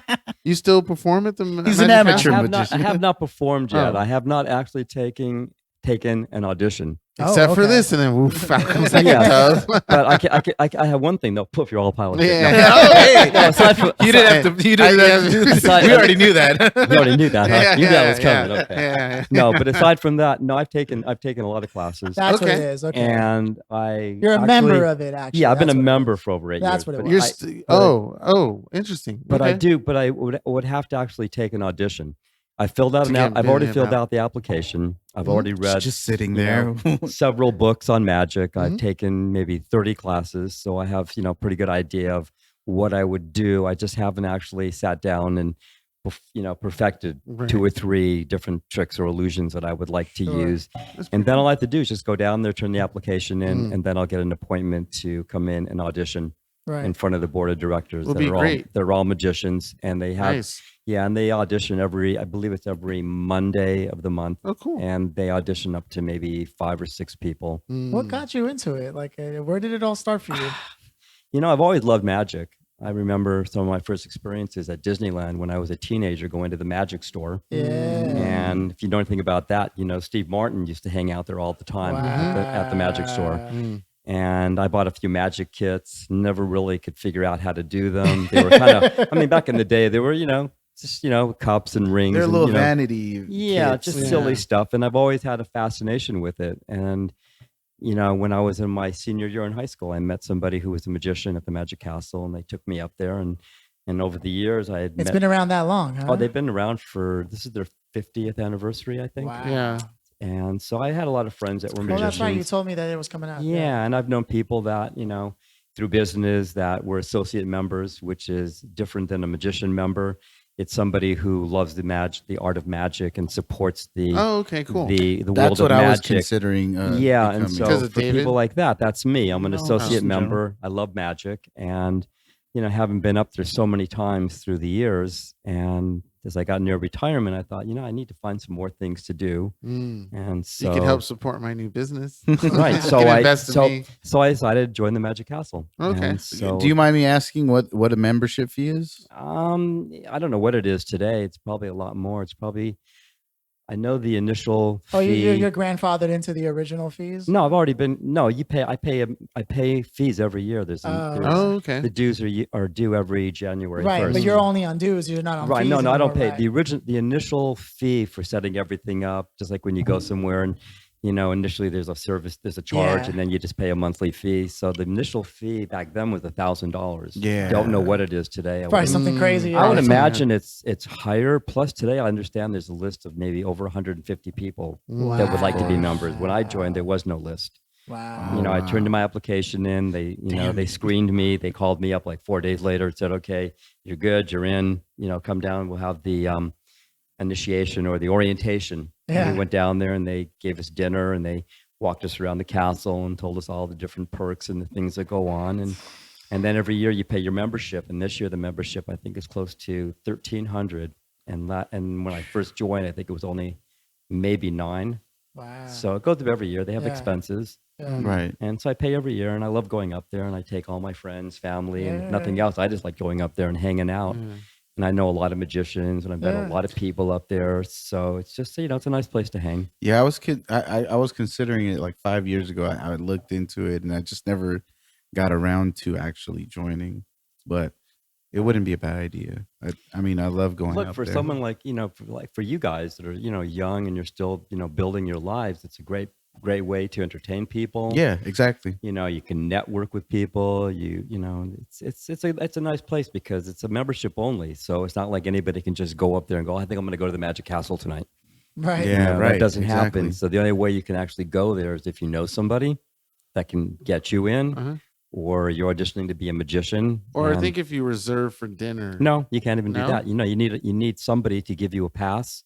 Oh. Or to actually get you there. I have passes. I give out passes all the time, Oh. and that's how people that that's how, cough, cough, Yeah. cough, cough, cough. that's how people normally go up there. Wow. I could have. Wow, that's interesting. Don't you guys have a childhood friend or something? That Yeah, became- David Gabay. He's a Yeah. magician. But I that's did hear something recently that they were doing. I had an email from them. Apparently, they hooked up with the Hilton Honors or with Oh, I Hilton. have They Hilton have Honors, some yeah. kind of a connection there where if you stay at their property, you can Yeah. actually get. Yeah. That might be what you're thinking, because I just saw this recently. This is new. This was not before, where you can do that. I have Hilton And if- honors. Okay. Yeah, and if you're staying with Hilton and then you're somewhere in that area, I think that you can get in for dinner and for an evening, just Okay. a one-time deal. Okay. Yeah, got it, got it. I'm trying to recall the actual person who did tell me that information. I don't think it was David, but I could have sworn that if you went on their website and reserved dinner reservations, that No. you can also see the show. Well, if you go there for dinner, once you get in, you can stay there the whole night No, that's what I meant. Like and once see you, all the shows you want. And Yeah, you can, but it's really pricey to get that dinner reservation. It's really no, Yeah. the reservations are nothing. You can get the reservations, but they're expensive. Yeah, I mean, okay. they've got this unbelievable tomahawk steak. It's like $75. Yeah, I had the. I think I ate off my friend's plate. It was so I couldn't. He afford said, "I anything. think I ate off my friend's plate." Yeah. Yeah. Wow. Good thing I don't eat beef. Yeah. Well, even the veggie options and like the salmon and all that stuff. And Everything's the chicken pricey that I there. had was like $35 for this one piece of chicken that was like this big. But that's standard in any nice restaurant. Yeah. Right. Mhm. Right. Yeah. It is. It actually is. I was just at, where were we? We went to this place at LA Live called Rosa Mexicano. It's a Mexican restaurant at LA Live. The one on the main street on Olympic? Yeah, right next to Yard House. Yeah. That's right a next to fancy Yard House. Mexican restaurant? Yeah, they have one in one in New York off Dude, like plates are like $35. Midtown. Oh, I didn't order food there. No, I just okay. got drinks. Yeah, plates are like $35. Wow. Like guacamole is like $20. But They they charge make you it for an the experience, guacamole? though. Yeah, it's Damn. fun. Yeah. Well, yeah, because it's table side guacamole, so they'll bring the card out. Oh, they that's make- right. they make That's it- why they they make make it. it for you. I've seen them Yeah. make it. Yeah. Yeah, they that make makes you- it more expensive. 'cause Exactly. they- at your table At rather the than bring it direct Oh from yeah, the kitchen. I mean, no matter where you go, I think avocados are overpriced. No matter Yeah. where you go. Especially since they grow naturally here in California, don't they? Or They it's like do. it's easy They to do. grow them here. Yeah, yeah, But yeah. most avocados come out of Mexico. Yeah. They do? Yeah. Wow. It's That's crazy. Wow. So let's get to your Christina story because you mentioned it earlier. Little background. Mark is my uncle through marriage. He married my mother's sister. So yeah, you take it from there. Take it from there. Big drum roll. So what you're an not- intro. So basically, know. he's my uncle. He's my uncle Yeah. through marriage. So basically, we lighter got, pigmentation. we got flown to Florida, Yeah. and they put us up for 2 nights, 3 days. They gave us, I think, They paid for everything? yeah, they paid for All everything. expense. Wow. I think they gave us like $300 each spending money. Yeah. Wait, how did you get invited to the show in the first place? Well, my ex-wife, she was watching the show, and like I had said, they had this topic of people that were so different, and so she called in and she started talking to them. They were very interested in our story, and they basically said, "We'd like to have you on the show." Oh, I guess the part I'm missing out is what makes the difference. Like, I don't think I've ever met her Okay. before, but No, you've never Well- met her. Basically, we are really different. We are different from everything you can think of: age, education, religion. so it's like an opposites attract. yeah, kind of we are thing? definite opposites attract. Oh, And so we got flown to Florida, Mm. and they put us up in this really nice hotel. And the actual day of the taping, they sent a limousine to pick us up, took us to the studio. Wow. We got in there, and they put makeup on us, and ran over everything that we were going to do. They gave me the earpiece, Right, for the translation. yeah, for the translation, and then we actually got on the show, and it was what an experience! A It good was experience. A good experience. Oh, Oh no, Oh. it was like another one of those 15 minutes Yeah. of fame. 15 minutes of fame. I think And- people fail to understand, just to give context, Christina was coming up around the same time as Oprah, Uh-huh. and she was the Latin version I of think She I was Oprah. the know what Latin you're talking version about. of Does she Oprah. have blonde Blonde, hair? yeah, the Yes. blonde lady. Yes. Yeah, yeah. I watched Yeah. the show. Yes, she actually had it. She actually, I think, had an English version. Yeah, yeah. At some point, for yeah, a, she season, did. Well, a season or two. I here. didn't care if it was on mute or not, but I thought she was hot, and I thought, Oh, she's a lot hot. of the Oh, yeah, guests no that she question. bring She's on were hot. Yeah, Oh, yeah. Well, I don't know about it anymore, but back Well, then, yeah, back in the Christina day- was a back look. in when the I was day. younger, yeah. Yeah, Well, if there's an Interesting. inheritance involved, she's still hot to me, you know. yeah, and it was really cool. Wow. So I do know Then what after you're the talking show, we got to meet. We sat and talked to all Shook the people, hands, and we yeah. got to meet with her and visit and talk, and then we spent the next day touring. We went on some river tour and saw the beautiful Nice. houses, and It was your first time in Miami. my first time in Miami. Wow. And then we went to Hooters. I'd never been to a Yeah. Hooters before. There was Hooters back then? Yeah, there was a Hooters Nowadays, back like, then. yeah, you're going to Hooters. Yeah. So it But was back just- then, it was like, ooh. yeah, but it was fun. It was, another interesting experience. Oh, wow. Yeah, just like my first podcast. Right. This And- is your and- first Hey. podcast. Okay, do you listen to podcasts at all? I or have ever heard I've of? never listened to one. Oh. I know what they are. I did some research. I wanted to understand it more. I'm Well, old- you can I'm just old listen school. to our podcast. Yeah, it'll I'm give just you a old, I'm good just old insight. school. So Yeah. this is really new for me, but it's fun. Oh, It's okay. different and cool. It's and- like a private radio show or a radio. It's almost like a radio show anybody can now do or present. Correct. Almost like Correct. anybody can be a director now with the phone. on YouTube, Yeah, you can it's make an- anything and upload, and in Yeah, 2 minutes you're a distribution, star. yeah. Uncensored radio show. Yeah, and ours uncensored is radio. the, Uncensored the radio. most uncensored of all Oh, yeah. uncensored. And speaking of Unless censorship, there's kids on. you've taken several amazing trips, and one of those was out to China specifically, correct. right? Wait, And- what? correct. Speaking of censorship, yeah. Oh, that's very censor. nice. Oh, censorship. Because everything in Yeah. China is censored. And What- some of the pictures that you shared with me, it just looked. I mean, it looks like an amazing fucking place, man. It's an amazing country. You went to Um, like the back part of China or like Hong Kong or Oh something? no, I was in China. Oh, I went to okay. the Great Wall of China, walked Oh. around for a couple hours. Nice. Another trip, I went to go see the terracotta soldiers Ooh. in Xi'an. How close can you get to those things? Pretty close. Yeah. Pretty close. I was able to walk along a railing, and you could, see them like where you guys are sitting. Wow. Did they look? I mean, It's amazing. Wow. Yeah. Just to think that someone actually built that, No, what's more amazing is just the country is really old. And yeah, Joe, that's not amazing at all. Fuck whatever you were talking about. Yeah. What people don't understand, though, is China is an ancient country where they had emperors. So it's not like the modern world today. And for 2,000 or 3,000 years, emperors controlled everything. And then you had all the different levels of the people from serfs and all that. Serfs and all the way down the road. And they had, I don't know, 5, 6, 7, 10, 13 emperors over, all these thousands of years. Long after Rome. So they developed differently than we did. It was different the way their country was. And then it wasn't until like the 40s and the 50s that Mao came along. And the whole revolution, and a lot of people died, and white people came along. No, not in China. Not in China. Not in China. Trust me, not in China. Yeah. No tiki, no washi. No, but serious. So all these emperors had, they had these beautiful things that they built, in their memory, just like in Egypt, right. where the Egyptians built the pyramids to enclose their bodies. In China, they had all these different mausoleums and things that they built. So this one emperor decided that in the afterlife, he wanted to be protected with his army. So he thought, I'll build an army, and so he built this army of terracotta soldiers that protected him. But what's more interesting is some of these emperors, you don't even know where they're actually buried.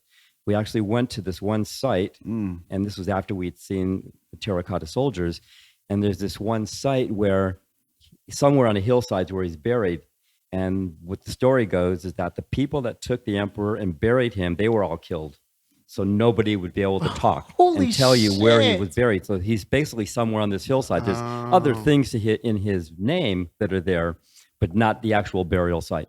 That's some crazy shit about my humans curiosity and the power and the mentality of that we have. Because we would think, all those Roman and Egyptians are doing some wild shit, but then we hear something like this. And China's a very old country, but the most amazing thing is the politics.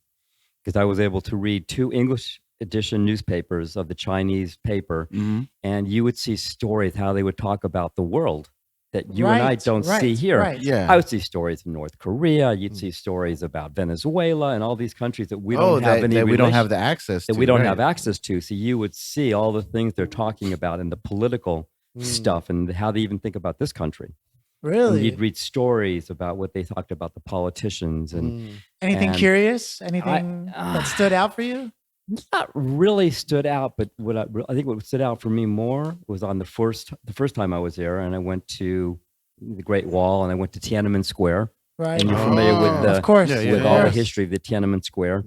And our tour guide, I would walk with him alone. I would make sure that I was separate because I wanted to ask him questions. Right, that he wouldn't. And I asked him questions about Tiananmen Square. And he was very hesitant. He looked to the right, to the left. He kept looking around because he was scared. And then he told me, I was a student when Tiananmen Square happened. He was at the university where Tiananmen Square started. And then they all gravitated to Tiananmen Square. And he said he was actually there. But he was not part of it. But he started talking about it. Then he stopped. And then he said, I think I've said enough. Wow. But he said a lot. And he shared some of his insight. And it's just amazing. I was walking through this history. And then I also went to pay my respects to Mao Zedong. Okay. He had this big, beautiful mausoleum, and you went inside. And before you went inside, you bought flowers. Everybody bought flowers. And it was a beautiful bushel of white flowers. And you'd go inside. And if you've ever seen the Lincoln Memorial, okay, it's kind of like that. You go inside, and there's a big, giant, statuesque thing of Mao Zedong, and people put their flowers down. If I tell you there was 10,000 bushels of flowers there was 20. Okay. And then they would just get rid of them, and another 10,000. Every single person that came in paid their respect, pretty much. Yeah. And then you start to walk single file. And I'm talking to my girlfriend, shh. And the guards are going, shh, single file, shh. And you walk inside, and there he is laying in state. Now, I don't know if it's him or not, but there was a body there, and it looked like him. I'm not really sure exactly what I was seeing, if it was real or not. I'm assuming it was. But then you walk through single file very quietly, paying your respects to Mao Zedong. So I did that as well. Okay. And then just, aside from the politics, it's an amazing country. They've come so far since the revolution. And we went on a bullet train from her hometown to Beijing, a 5-hour train ride. Oh, cool. And they serve food and seemed like every 15, 20 minutes looking out the window, you see another, 15, 20 huge towers of apartment buildings. I've never seen so many apartment buildings and places where people live. I mean, this is a country where they have super cities that hold like 1.6 million people, 2 million, 3 million, 4 million, 50 million, 100 million. I mean, just New York doesn't even compare. It doesn't even compare. You're talking about a country that's probably over 1.5 billion people. Jesus. And they have super cities that, are maybe 500 million people. Is the other parts of China just not occupiable? It's occupiable. By they're making progress, but there are some. It's a big place. It's that a big they can place. spread out. There's a lot of poverty still. Yeah. But you don't see it. It's out in the countryside, and you have people that are living in dirt, people eating off the land, people that don't even have shoes. And then you come to, inside China, some of the nicer areas, and you see these beautiful homes and restaurants. They have thousands of restaurants. I went to a mall to go see a movie. All the movies are in 3D. All the movies have reserved seats. They have just beautiful concession stands, and the mall. You walk in the mall. I think we went to that mall for breakfast, lunch, and dinner at least 4 times, and I went to a different restaurant every single day. That's crazy. Never saw one level alone. There's like 15 restaurants. They have mall after mall after mall. There's we went down this one street. I must have seen mall. 15 malls. Yeah. And each one was probably 3 times the size of the Northridge Mall. Any of the malls I've ever seen in this country. 4, 5, 6 stories high. They could just go deep it feels like a mile, but not literally. But so I take it the nightlife is amazing out there. The nightlife's amazing. They don't really go to bars. They don't really drink. Really? They go to the baths. They have like these big bathhouses, and people go there and they socialize. It's like it's a social system. And then we went to this one park, and there were all these older senior citizens, and they're all wearing the same color outfits. And they're doing all kinds of exercises to music. They're bopping to the music, going right, left, up and down, this way and that way. And that's what they do. And then you have kids on rollerblades. You have kids riding bikes. And people spend their outdoor. They don't do like we do here. They don't sit in their house watching TV, rotting away on the couch. They go out and they're actually doing things, physical things. And it's just amazing. And, between the food, we walked down some of these places, and there were foods. I don't even know what the hell I was looking at. And she said, try it. So I'm trying it. I'm eating all this stuff. I have an iron stomach. I never get sick. Okay. I can eat pretty much everything. Plus, before I went, I got inoculated for everything, including typhus. I took a 5-day regimen, a live dose, a dead, and a live dose. And I got all kinds of shots. So I wasn't fearful of anything. I never got sick. Do people get shots to come into the United States? Yes. They do? I think you do. I think. All I've heard is people getting a shit ton of shots to go to any other country, even like into Europe. You do. You do. You Yeah. So you get a lot of shots. That's so crazy. But it's just, it's an amazing place. I mean, between the politics, seeing the things that you don't see here. Culture shocks, right? Culture shock, and all the amazing food. Did you do karaoke out there? No, did not do karaoke. I don't even do karaoke here. He was like, karaoke is not me. I know though, China has like a huge population problem, and I can't remember what I was watching recently, but they were saying that the male to woman ratio right now, it's like it's millions. 34. I think it was like 34 million men over women. There's a big gap. There's a lot of men that don't have wives, and they'll probably never get married. I don't think it's the same number you're talking about. Okay. It could be, but I did see a number where it was like in the thousands, like 40, 50,000 or something, where there's no women to marry. Yeah, because within their own community, or that's because there's some guy out there with 7 a lot women. of pockets in the whole pockets. in the population. Okay, because does that mean like there's no interest in people? Well, that's the thing though. For the longest time, you couldn't have more than one child. Yes, they just changed that like 5 years ago. The population is aging so fast now; they're dying off, and so they have to do something to. Or else America will come and take it over. Plus, they retire you early there. If you're a woman, you might be retired at age 50. But think about this. You've got 1.4 billion people, and you stay on your job till you're 60 or 70, like we do in this country. Where are they going to have jobs? So people have to be pushed out. Men don't even last till maybe 60. Maybe. So it's, it's real different as far as that. Right. Plus, it's just an amazing place. I mean, everywhere you go, you're looking at history. Right. You see old history, new history. When we were in Sion, we stayed at this hotel that was in the middle of the city, and there was a wall that surrounded the city. And it was almost like the Great Wall of China, but it was in much better condition. And it was probably about, I don't know, half a mile wide on the top. You could ride bikes, you can walk, and it enclosed the whole city. So there was 4 entrances, north, south, east, and west. You'd come in through an arch into the city, and they would have all these old, the bell tower, the drum tower. And then right there's a modern hotel, and next to that's a house that might have been there for 2,000 years. I mean, it's just, it's just fortress. It was just, yeah. You see the modern world and the ancient world all blending together. Oh, cool. And it's not even remotely close to something like that you'll see like out here where the first 13 colonies were. Like exactly, totally different. We're only 200 years old, barely. We're talking thousands. We're talking years. thousands of years. It's like when you go out to England, when you go into Europe, you see a bunch of same old thing. and the the Gothic, The same thing. Yeah. You see a lot Have of you old been stuff. to Europe or Egypt I've been or to any Europe. of those places? I've been through Europe too. Oh, okay. I've been through maybe 20 countries. Wow. Been to Very Japan, nice. Canada, Mexico. Did you do any adventuring, looking for buried treasure anywhere? No, Indiana Jones style? but when I was in Italy, I got to go to the Colosseum, Oh, cool. and I Very actually got nice. to go all the way to the bottom of the Colosseum. Ooh. In those days, nothing was chained off yet. Right. And it was pretty much open. So I I went know, to the very God, that bottom, sucks. and I laid down and looked up, and I thought, oh my God, I can just see all the Christians screaming and yelling The blood as the flowing. lion comes into the den with his gladiator. Yeah. And I thought, wow, how amazing this history is. Yeah. And I went to some places that it's hard to describe because I've been here before.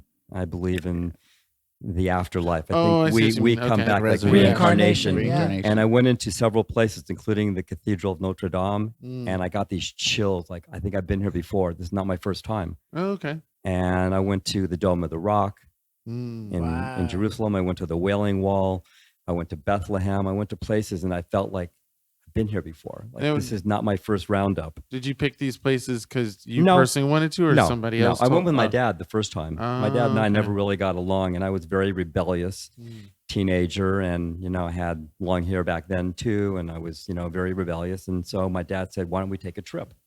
I said, "Okay, where to?" And he goes, "We'll go to Europe." Damn, my parents And, never. and we went Go to Chino. we went to the Mercedes-Benz factory in Stuttgart, Germany, Okay. and picked up a brand new Mercedes.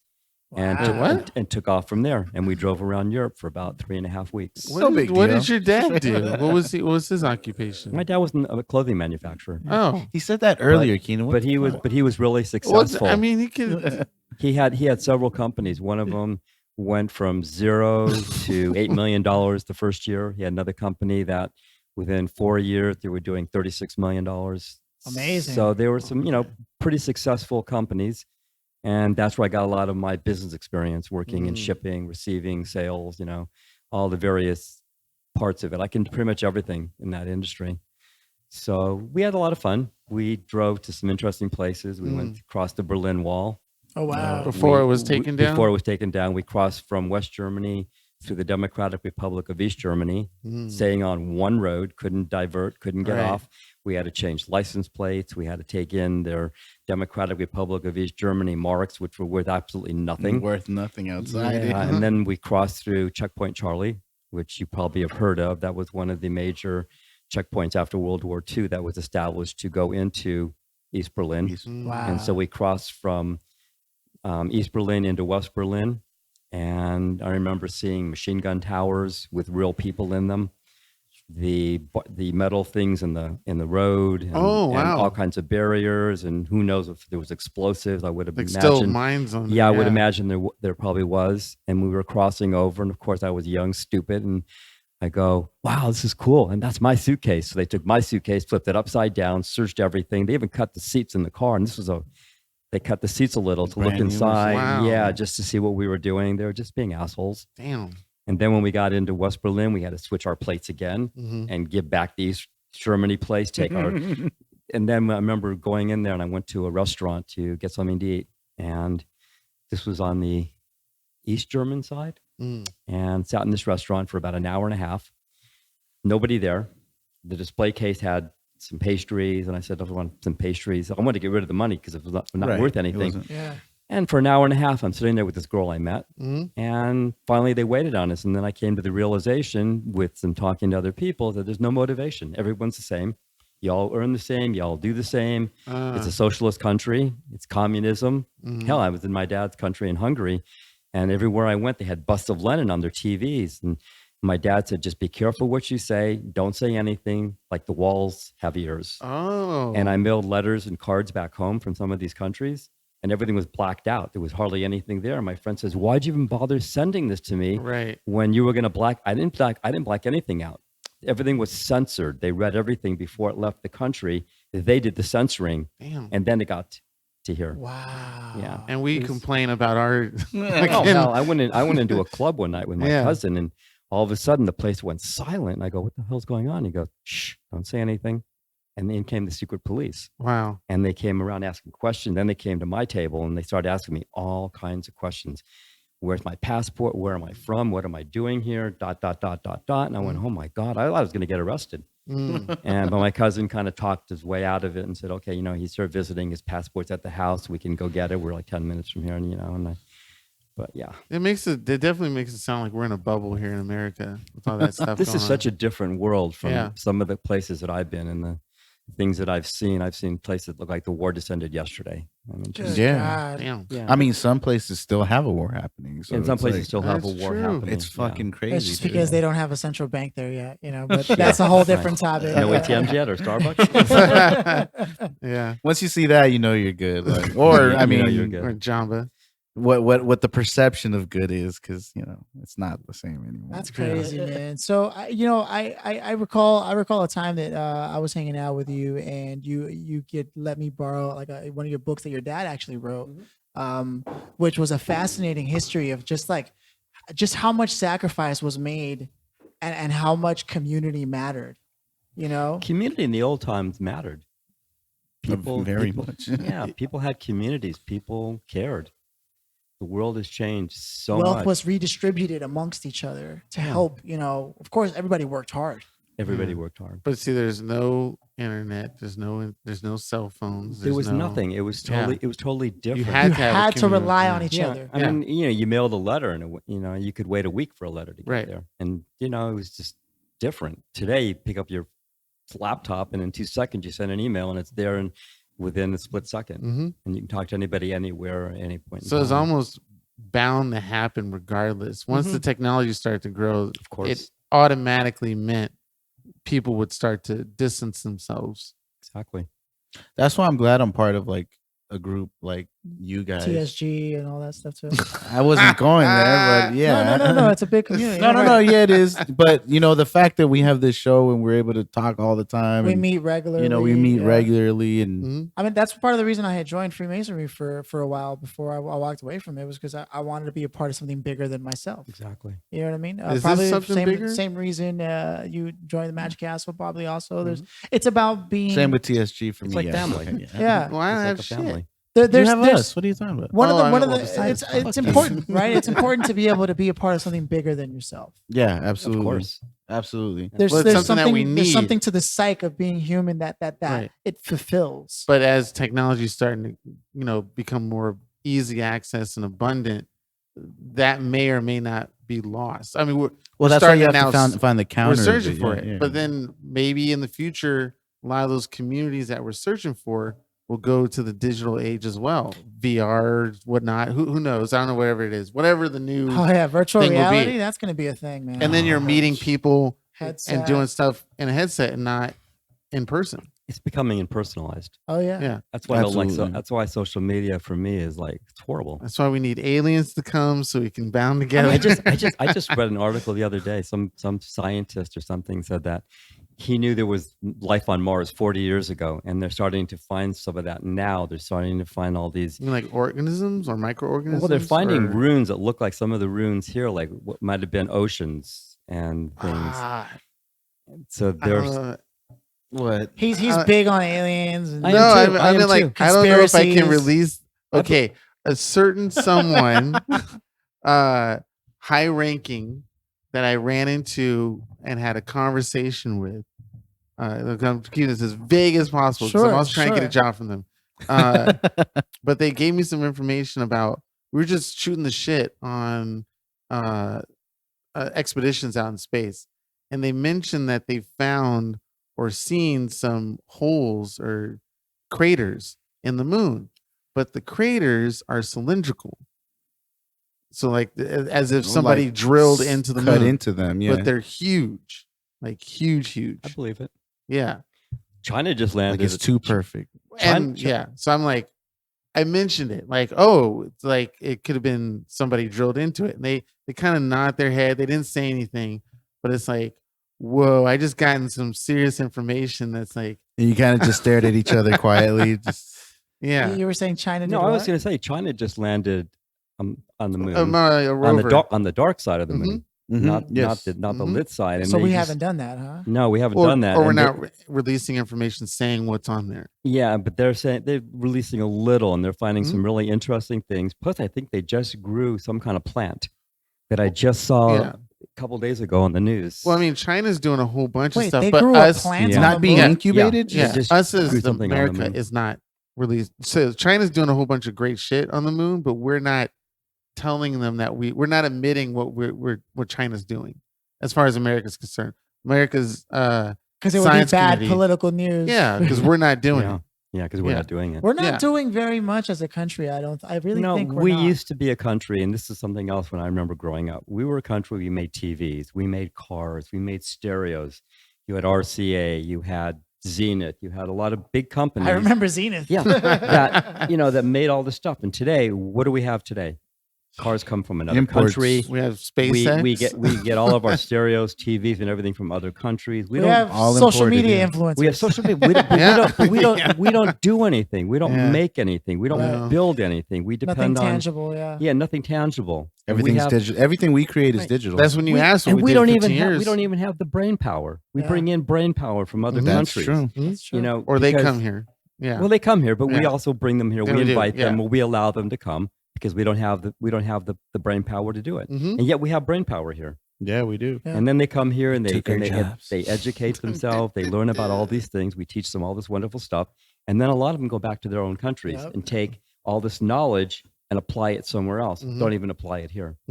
And because it's also liberally applied out there, whereas here it's like, well, wait, this might destabilize. Like, for example, fossil fuels. If we cut into their pay now, it's a problem, but we've had the technology to go green years ago, but it would destabilize a lot of economies. It'd be a redistribution of wealth. And that's why I think a lot of people who do learn here eventually go, well, fuck this. Like, they're like, I'm done. I'm out of here. Or their country gives them more incentive to go back. It's a shame because I think that war is also an outdated business model because it is.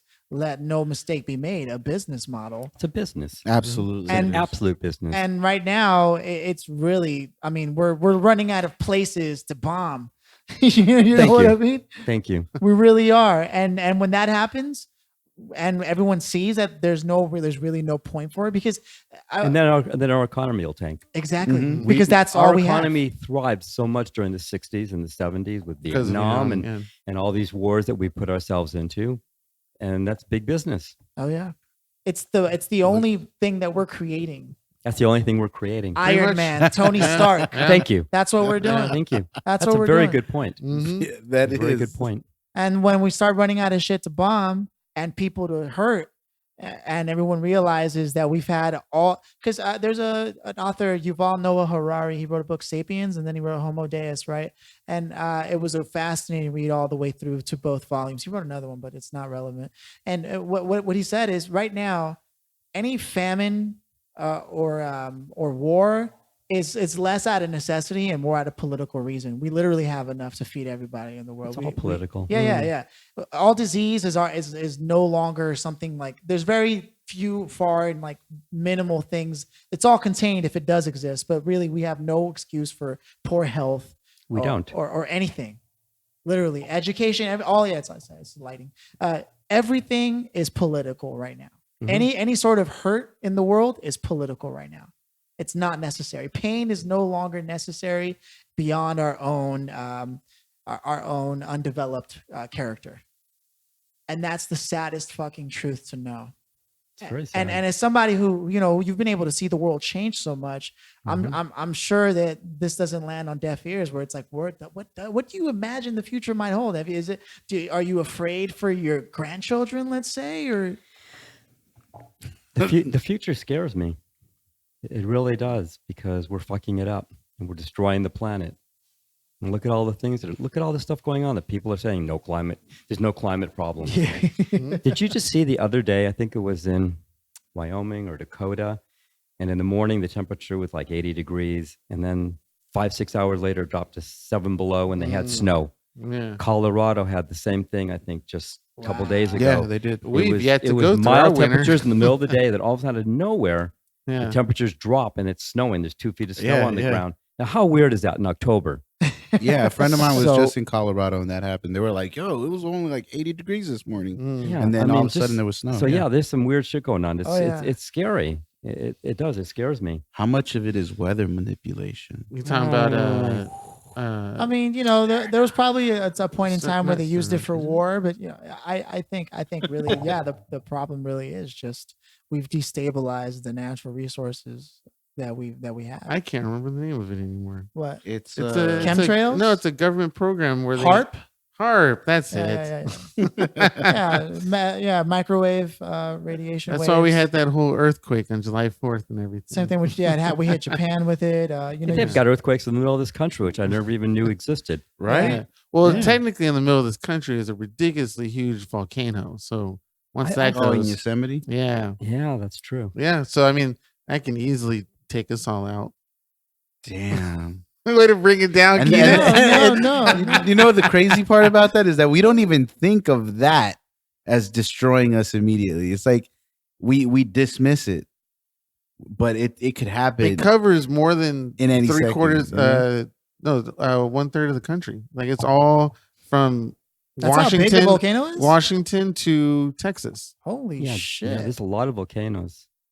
And then not to mention Los Angeles alone has this big fault line. Oh, I hell mean, yeah. Yeah. Can you imagine the volcano goes off and rocks everything so hard that the fault Yeah, line it cracks the ignites- rest of California? And then fills up with water. Woo! I mean, talk about Mother Nature putting in some safety clauses just in case its creation gets out of control. You know what I mean? You're like, yo, Yeah.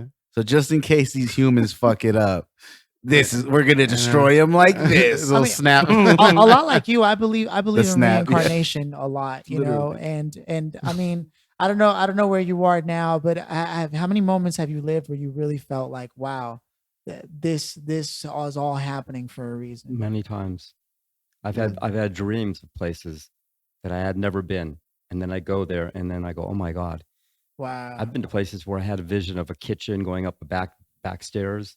And then I got there and we pull in the driveway and we're going up the back stairs right into the kitchen. And I go, whoa, I had a dream like this like last week. Do you consider that deja vu of some sort? Or is that totally different than what you're? Deja vu is like, yeah. Because I've heard two different variations. It's a One, glitch in either the Matrix. Glitch, or you dream it, then it happens, or you've actually really experienced it and you just re-experience it over again, or a vision of some feeling. No, sort. this was a first time. These were first time visions. Oh, okay. Wow. I've had people come to me in my dreams that have died Mm. Wow. and have come to talk to me to say Yeah. goodbye, and then the next day I find out they died during the night. Oh, So yeah, I've had Yeah.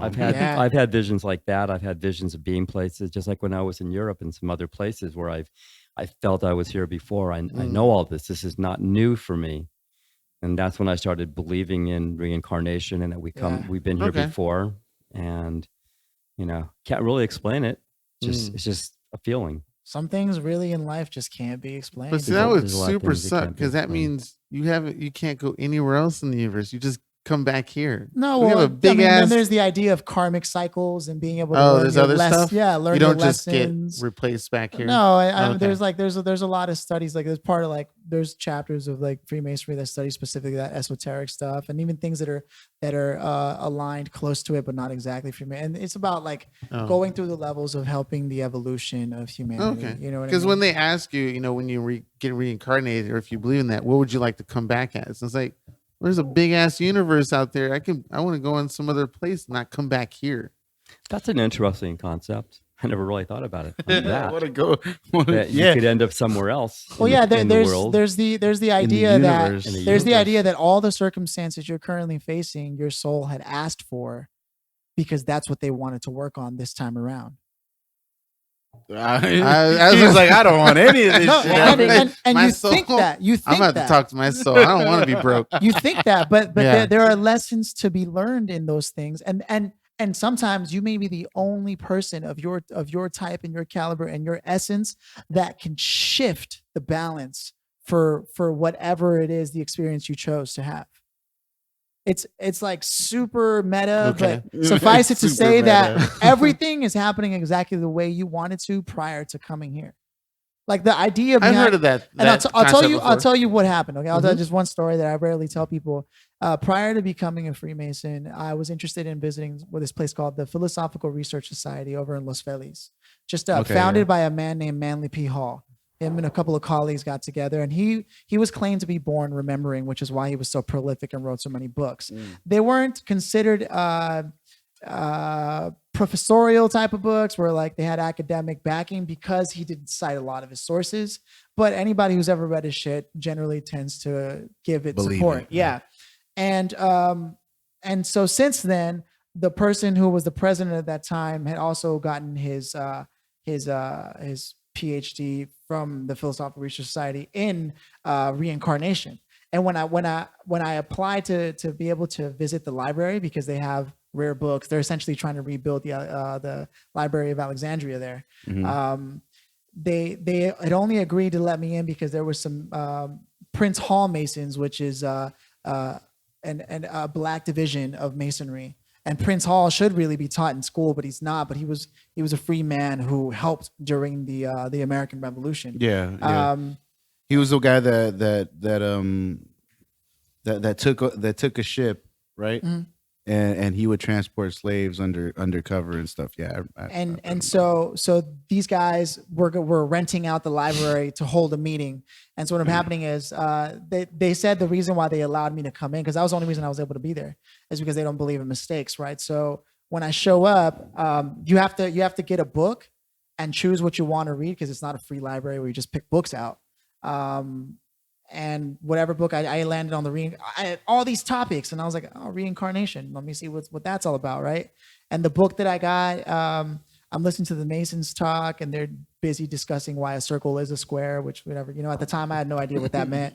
And then the president comes into the library and he's like, so what book did you choose? I said, reincarnation. It's fascinating. He's like, yep, that's what I wrote my book in, and that's what Manly P. Hall was really big on.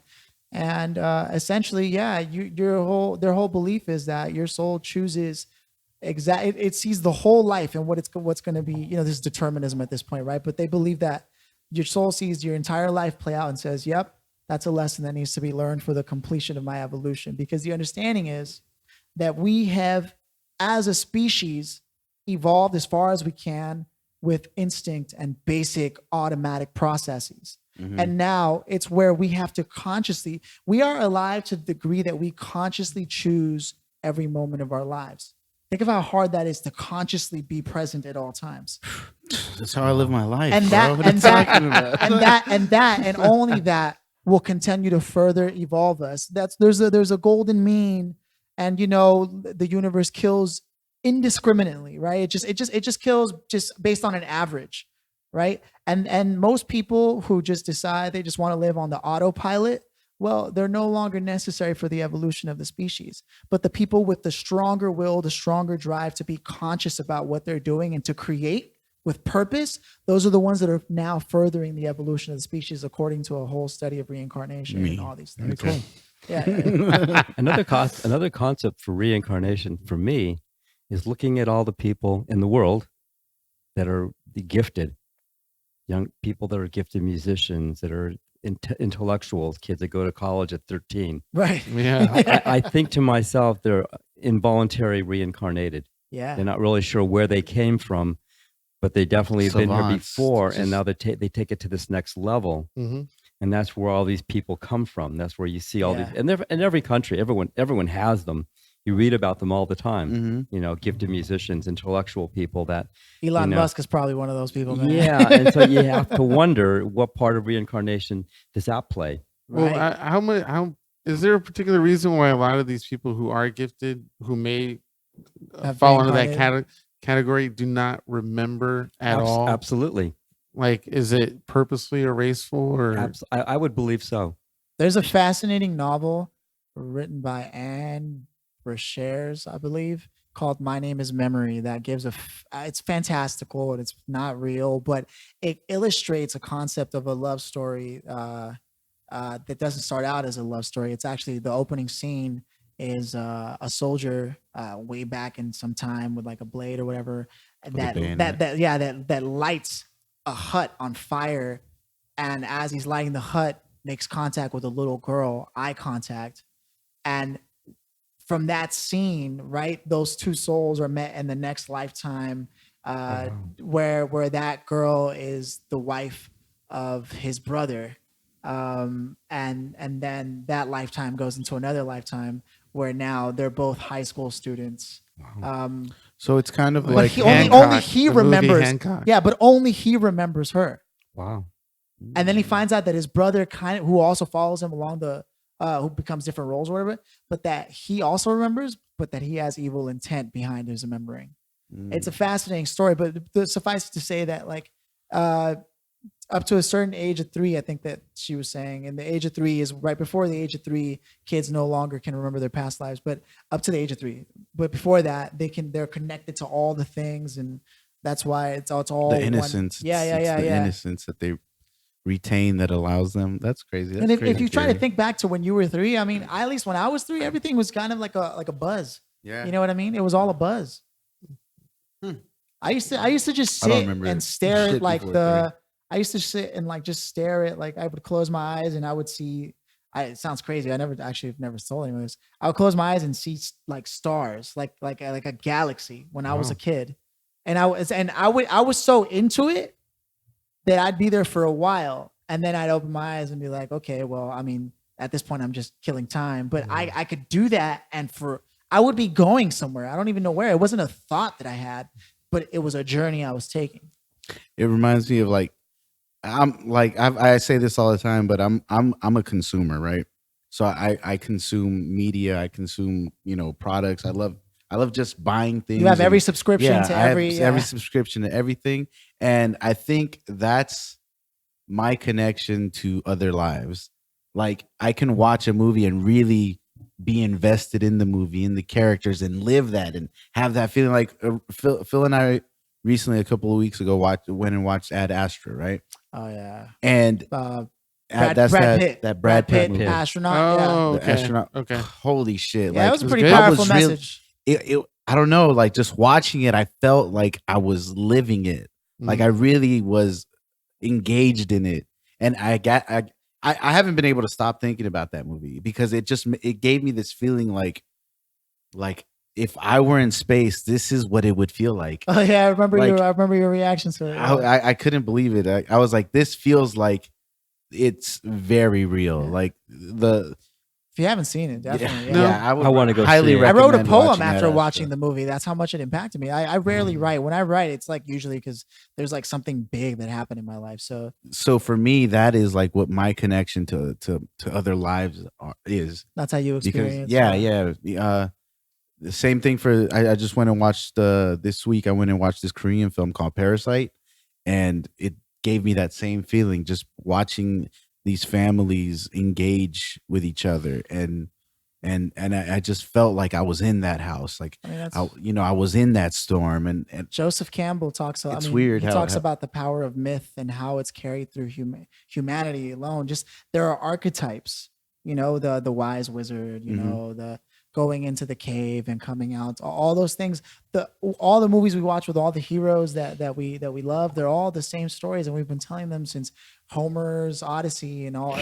It's all the same thing, And these myths, these are archetypes, these are the lessons that we're currently living, and some of us never. We ourselves have to become the heroes who find the powers within ourselves to overcome the odds and save the world.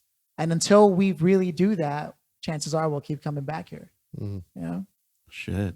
Nice. God I think damn. with that, we hit the soapbox. We did. That's a good way to segue into the next portion of it. All right, Uncle Mark.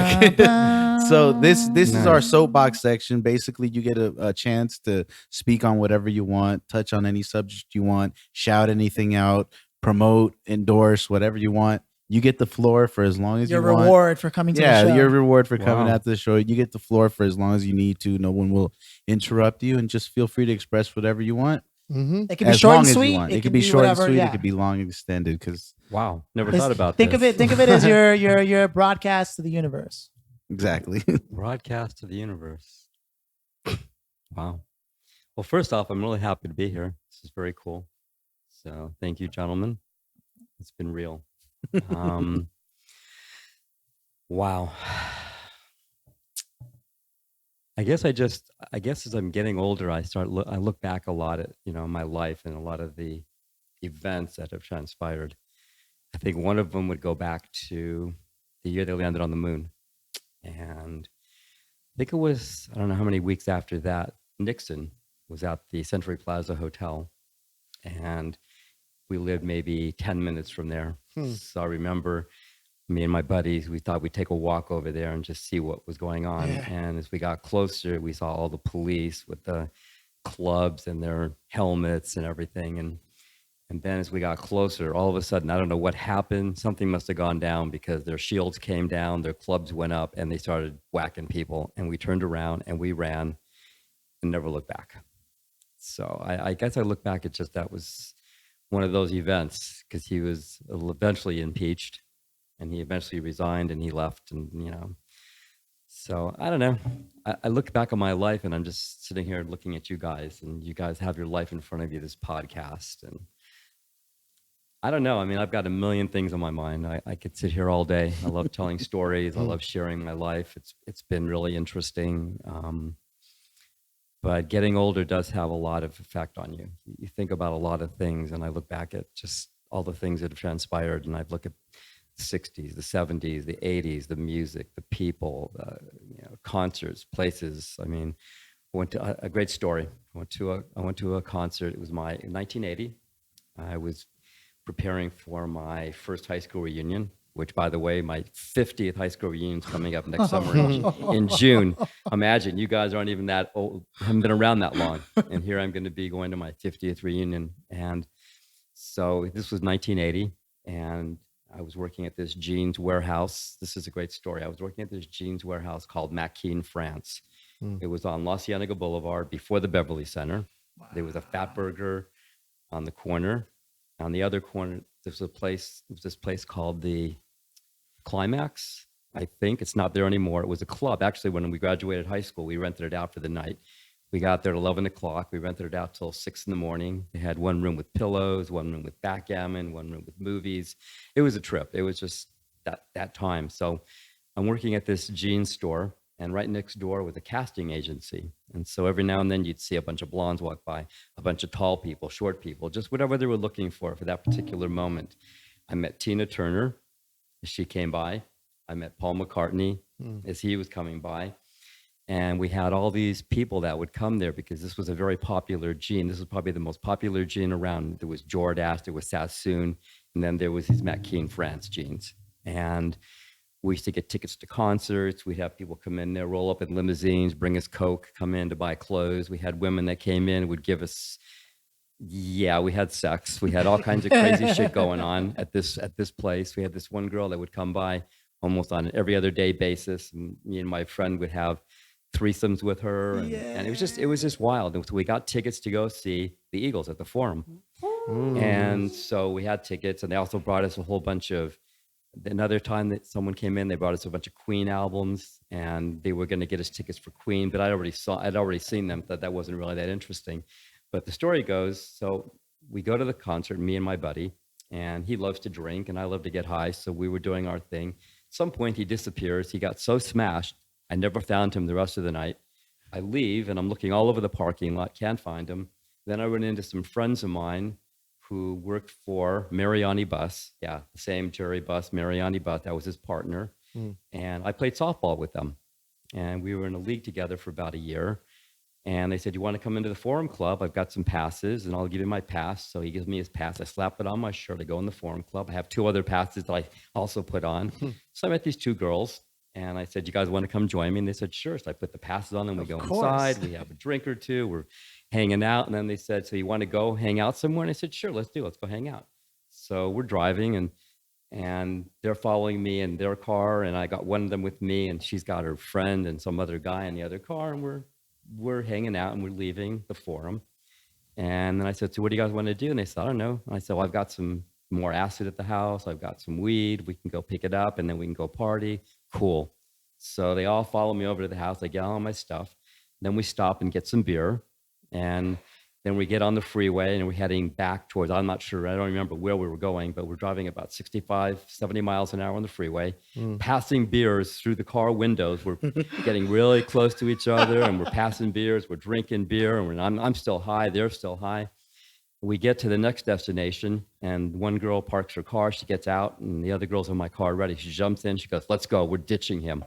I go, okay. So we ditch him and we end up driving another 20 minutes. And they said, okay, let's just stop here. You want to go jacuzzi? I said, sure. So now it's about 2:00 in the morning. Get out of the car and we park and we walk inside this complex and we go and here's this jacuzzi and they're taking all their clothes off. So I took all my clothes off and got in the jacuzzi. And sometime around, I don't know, 5:36 in the morning, as the sun's starting to come up, some guy comes over and he says, can I help you guys? You guys look like you'd use some towels. And I look at these girls and I don't even know their names. I don't even remember we were introduced. All I know is we just had this crazy night in this jacuzzi. We had taken acid, we'd smoked, we were just like fried. And I said, so who is this guy? I have no idea. And the guy gives us towels, says, come up to my place to dry off, get dressed. I said, okay, this is too weird. I got up there, I looked around, I sized up the situation, I'm out of here. I got dressed. I didn't even ask for their phone numbers, left and went home. Oh, yeah. So, that's like part of the day. That was just a day in your life. That was just a day in the life. And I've had, and then I had another situation where I had this guy that we did a lot of business with. We probably did $100,000 a year business with him. And he invites me over and tells me, oh, I've got this present for you. And he had this big warehouse. And inside he had built like a 2-bedroom suite with living room, dining room, kitchen, bathroom, beds, everything. And we sitting in there and he says, okay, I'll be back. And he said, you can help yourself. And there's a bowl on the table of cocaine. And he says, your present will be here in about 10 minutes. And next thing I know, these 2 beautiful hookers show up. And the next thing I know, for the next couple hours, I'm hanging out with these girls and we're just, having this great time. And then we left and then we went to Perino's, which is an old restaurant, which is so many restaurants. Italian? Italian? It was on Wilshire Boulevard in mid-Wilshire near Bullock's Wilshire. Okay. Very fancy restaurant. We went there and he joined us. He came back and the 4 of us went to dinner. Then we went back and spent another 3 hours together. And he says, pick which one you want. You can have whatever one you want and I'll take the other one. And that ended. But, you've lived. I've lived. My life is crazy. I've traveled. Even when I was in Berlin, I met some girl in Berlin and we were right in the elevator and we shut the elevator off and 2:00 in the morning and we're having all this crazy time in the elevator and your life, man. and then she tells me I'm flying. This is really good. She's telling me I'm flying to London. You want to come with? So I went back to the hotel and told my dad I want to go to London. And he goes, okay, well, I've got some other things to take care of. You go to London, I'll meet you there and then we'll leave from there. It's okay, fine. So I went back to London, spent a couple of days with her and her family. And then the day we were supposed to leave, we postponed till the next day. Well, the plane that I was supposed to be on was the Pan Am flight in 1970, and that was the one that got hijacked. So I missed that by a day. Damn. We missed that particular flight. So my life's been gifted in some ways. I've had incidents where I've been like on the freeway, and I'm driving on the 405 freeway, and all of a sudden, a car's in front of me, count to 3, 1, 2, 3, right in front of me. And right off the end of the freeway, and I missed it by like a 1,000, 2,000. I would have hit that car twice in 1 year. Same freeway, 2 different events. Wow. So, in some ways, my life's been gifted. In some ways, I've had, some amazing experiences. I've had a chance to travel. Growing up in the 60s, I got to see, amazing things.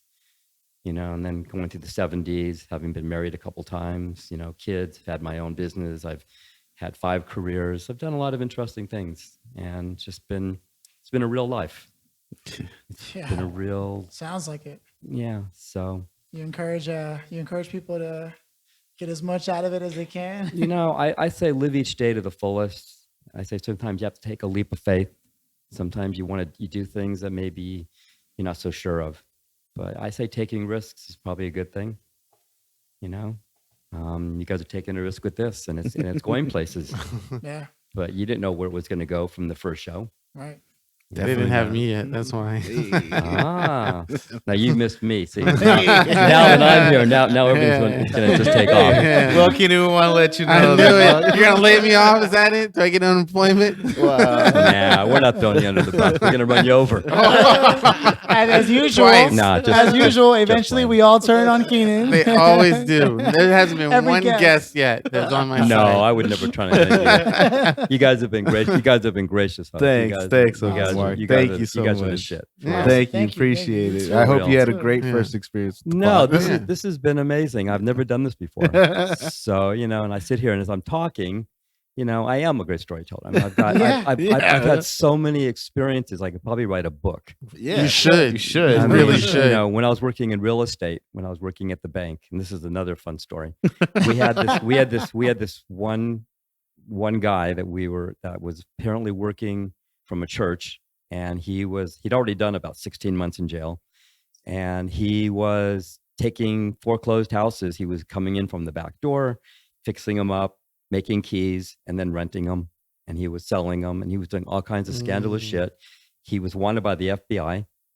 My boss would tell me stories about what he knew of this guy, and he ended up moving into a house in Baldwin Hills.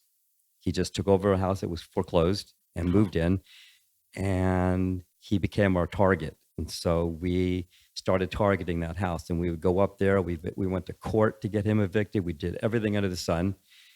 Every time we'd go up there, he had these 2 guys that were, hovering around the property. I called them Goombas. They looked like these guys from Mario Brothers, these big dudes. And they were protecting the house. And at one point, we had them evicted. The police came, locked them out. 4 days later, they got right back in again, broke back in, took back possession.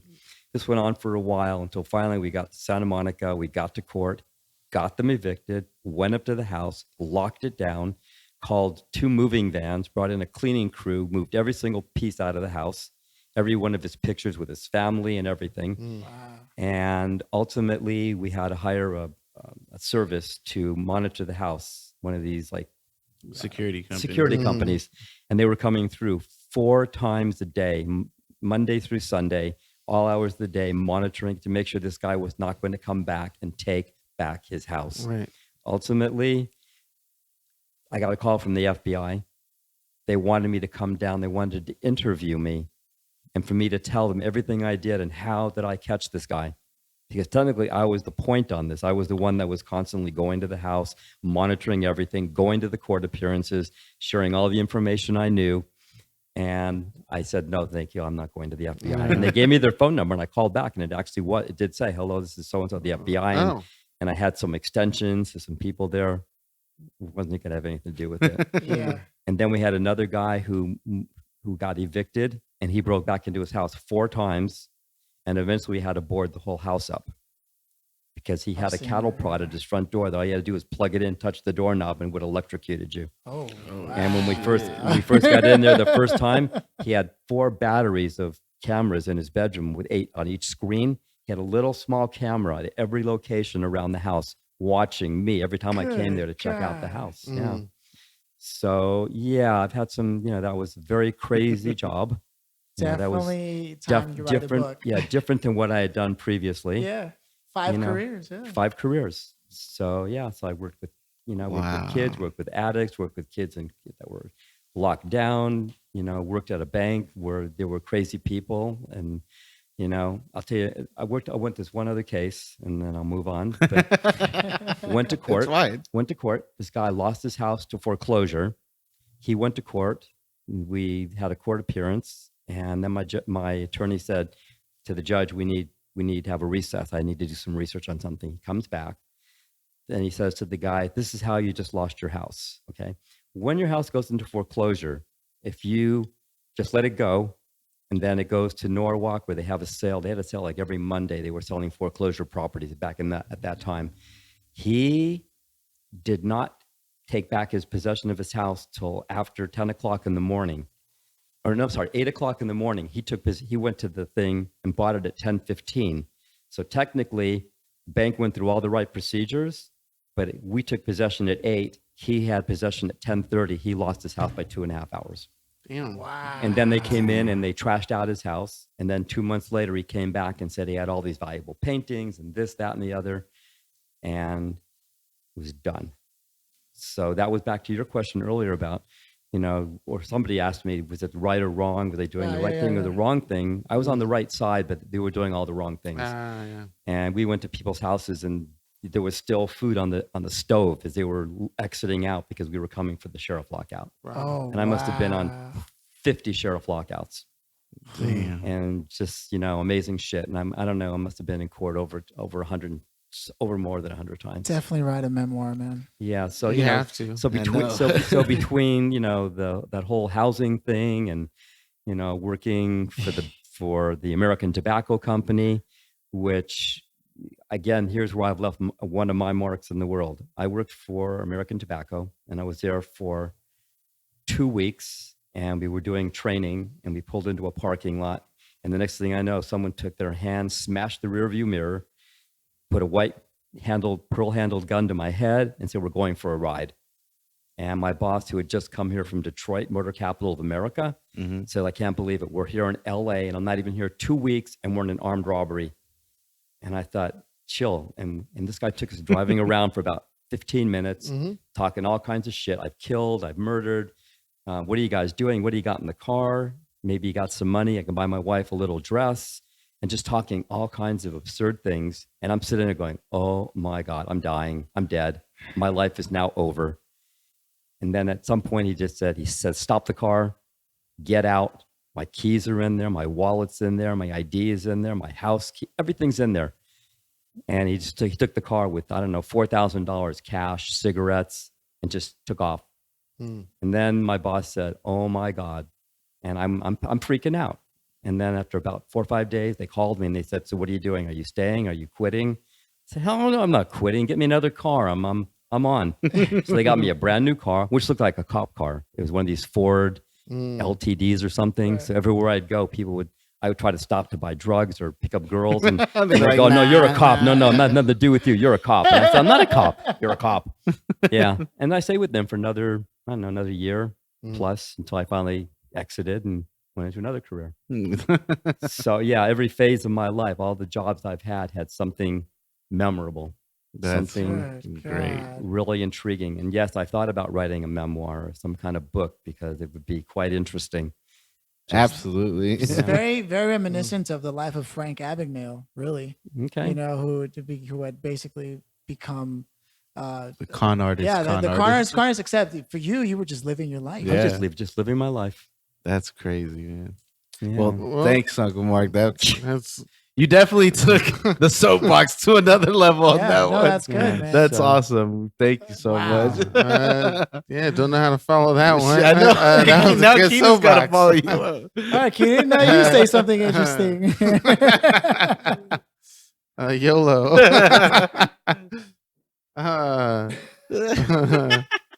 Yeah. You want me to go or you need more time? No, I had nothing prepared for my soapbox. Oh, so okay. This is the first. I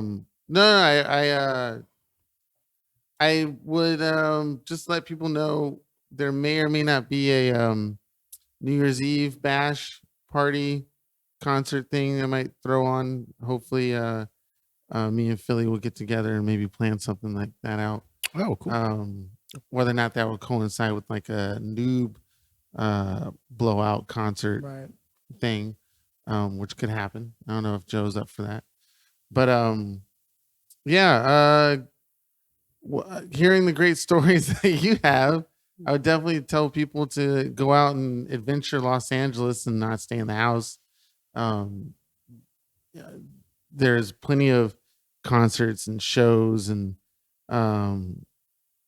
things to see and do. I mean, we still have apparently roller skating rings and ice skating rinks here in the A few. LA County area, not so much just downtown. There's go to Long Beach, go to Santa Barbara if you have to, North Hollywood. There's even places to visit out in East LA and Downey and all that other stuff. So venture out in LA and do something that doesn't involve a digital screen. So that's my soapbox. Hey, thank you. Short and sweet. Look at you. Damn, kid. That's definitely a different take on soapboxes. That's kind of cool, man. Live a real life. Yeah. Just go for it. Yeah. Exactly. Filthy animal. Yo, We've come to you. again, definitely inspired by the breadth of experience that Uncle Mark came through with, and a lot like Keenan. Yeah, I mean, it's definitely made me feel like I should be living more of a life as someone who has essentially done nothing but work and have this ambition that's like this vague ambition to become something and leave some kind of mark, which is probably pretty archetypical of a millennial per se. I want to make an impact and this and that. I think the moral of the that I can take away from today of the story is, you know, the way you make an impact is just by living your life, but like really living a life, you know? And so I'm gonna follow that same train and say, if you really can, get involved and do things, because I spend a lot of time just working on projects, and I'm beginning to suspect that maybe while that is great and I do have a trajectory, it may also be a way from keeping myself of actually living. You want to leave your legacy, and you're young, so you have an opportunity to live things, do things, get out there. Nothing wrong with what you're doing, but I think that we also need to get out there and interact in the world. And, you know, when you get to that final place, you want to know you've left a legacy. People remember you for whatever that looks like. Multiple things, one major thing, many small things, but you want to leave a legacy. And I'm with that. That's something that I know for sure now. And I'm heading close to my 70s, so I know I've left a legacy. I've left it in so many different things. Every career I've been in, there's been something. And I was going to leave you with this, was the last time when I was working with American Tobacco, and after I left, I ran into somebody who was working my territory until they found somebody to replace me. And he looked at me and he said, I don't know what it is, what you did or what you say, but people remember you. And I said, what does that mean? He goes, I covered your route for almost 2 months. And everywhere I went, every store, every place I talked, everyone I talked to, always wanted to know, where'd Mark go? Such a nice guy. He was a pleasant person. He was professional. We really enjoyed him. We miss him. And we just were curious what happened to him. And that happened multiple times. And so I know even in something small like that, I've left some kind of a legacy. Yeah. And I think you're right. You can work hard. You can aim for, you know, all kinds of lofty goals and, you know, do all these things. But at the same time, don't lose sight of the real world as well. And you do need to get out and you do need to interact and, you know, be with people and do something to better the world. And when you do something to better the world, you left some kind of a legacy. There it is, man. And if you ever read anything on psychology, and I'm trying to think who this guy, Erickson, I believe. Yeah. He said Freud only went up to 13 in his stages of life, but Erickson went all the way till you die. And the final one he had, and I don't remember exactly how it's stated, but it basically is what did you leave behind? What's your legacy? You know, it's not like laying in bed and going, you know, coulda, shoulda, woulda. You know, you need to know you did something and people are going to remember you, even if it's this podcast. And someday it's like, you know, number one in the world. And everyone goes, oh, I know Phil and I know this guy and I know CNN and I know, you know, everybody. Yeah. And your podcast made a mark somewhere and people remember you for it, you know. So whatever that looks like, go for it. Don't be afraid. Sometimes you got to take a leap of faith. Just do it. But don't lose sight of your goals as well. That's the second part of my soapbox. Yeah. Hold on. I'm not going to bend over. At the prison joke. No, just playing. Never been to prison. No.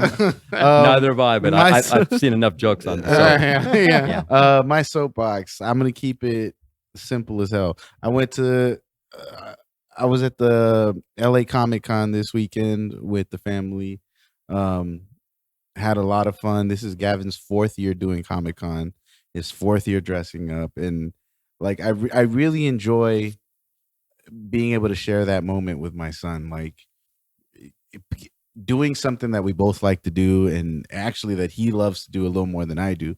And just him just being able to walk around, you know, people come up to him and say, "Hey, can I take a picture with you?" And, you know, and vice versa. He'll see someone who he really likes and they take pictures together. And it's just been, it's been an experience for me, like growing up and, you know, a lot, mostly growing up, I did it alone or, you know, with like you, Phil, and or my siblings, but not so much my siblings, but I did a lot with friends, and I did a lot of things with people my age. So, you know, being able to experience something like this, where I'm actually a father and raising my son to have like ideals that I kind of follow, but also giving him the room to figure himself out as well, has been a surreal experience.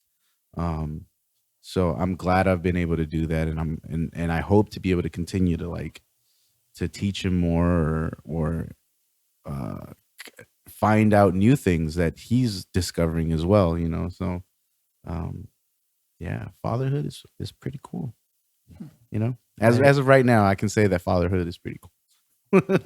I agree. Yeah. Has its ups and downs, though. Yeah, I haven't experienced the downs so much yet, so let me live in this moment of the market. Absolutely. So we'll see. I mean, you know, I'm looking. I'm hoping to. You all right there, Keenan? I've been sitting in this chair for so long. My ass. Keenan has the body of an 80-year-old man. I don't know if my ass still functions. And with that, we have reached the conclusion of episode 47 of the None of Our Business podcast. We want to thank Mark Brown for coming out and enjoying this fine episode. That's a new one. Hope you enjoy this beautiful episode.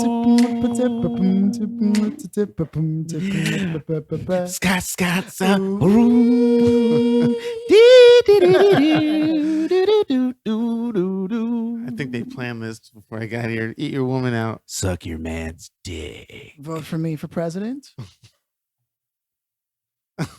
I'm speechless.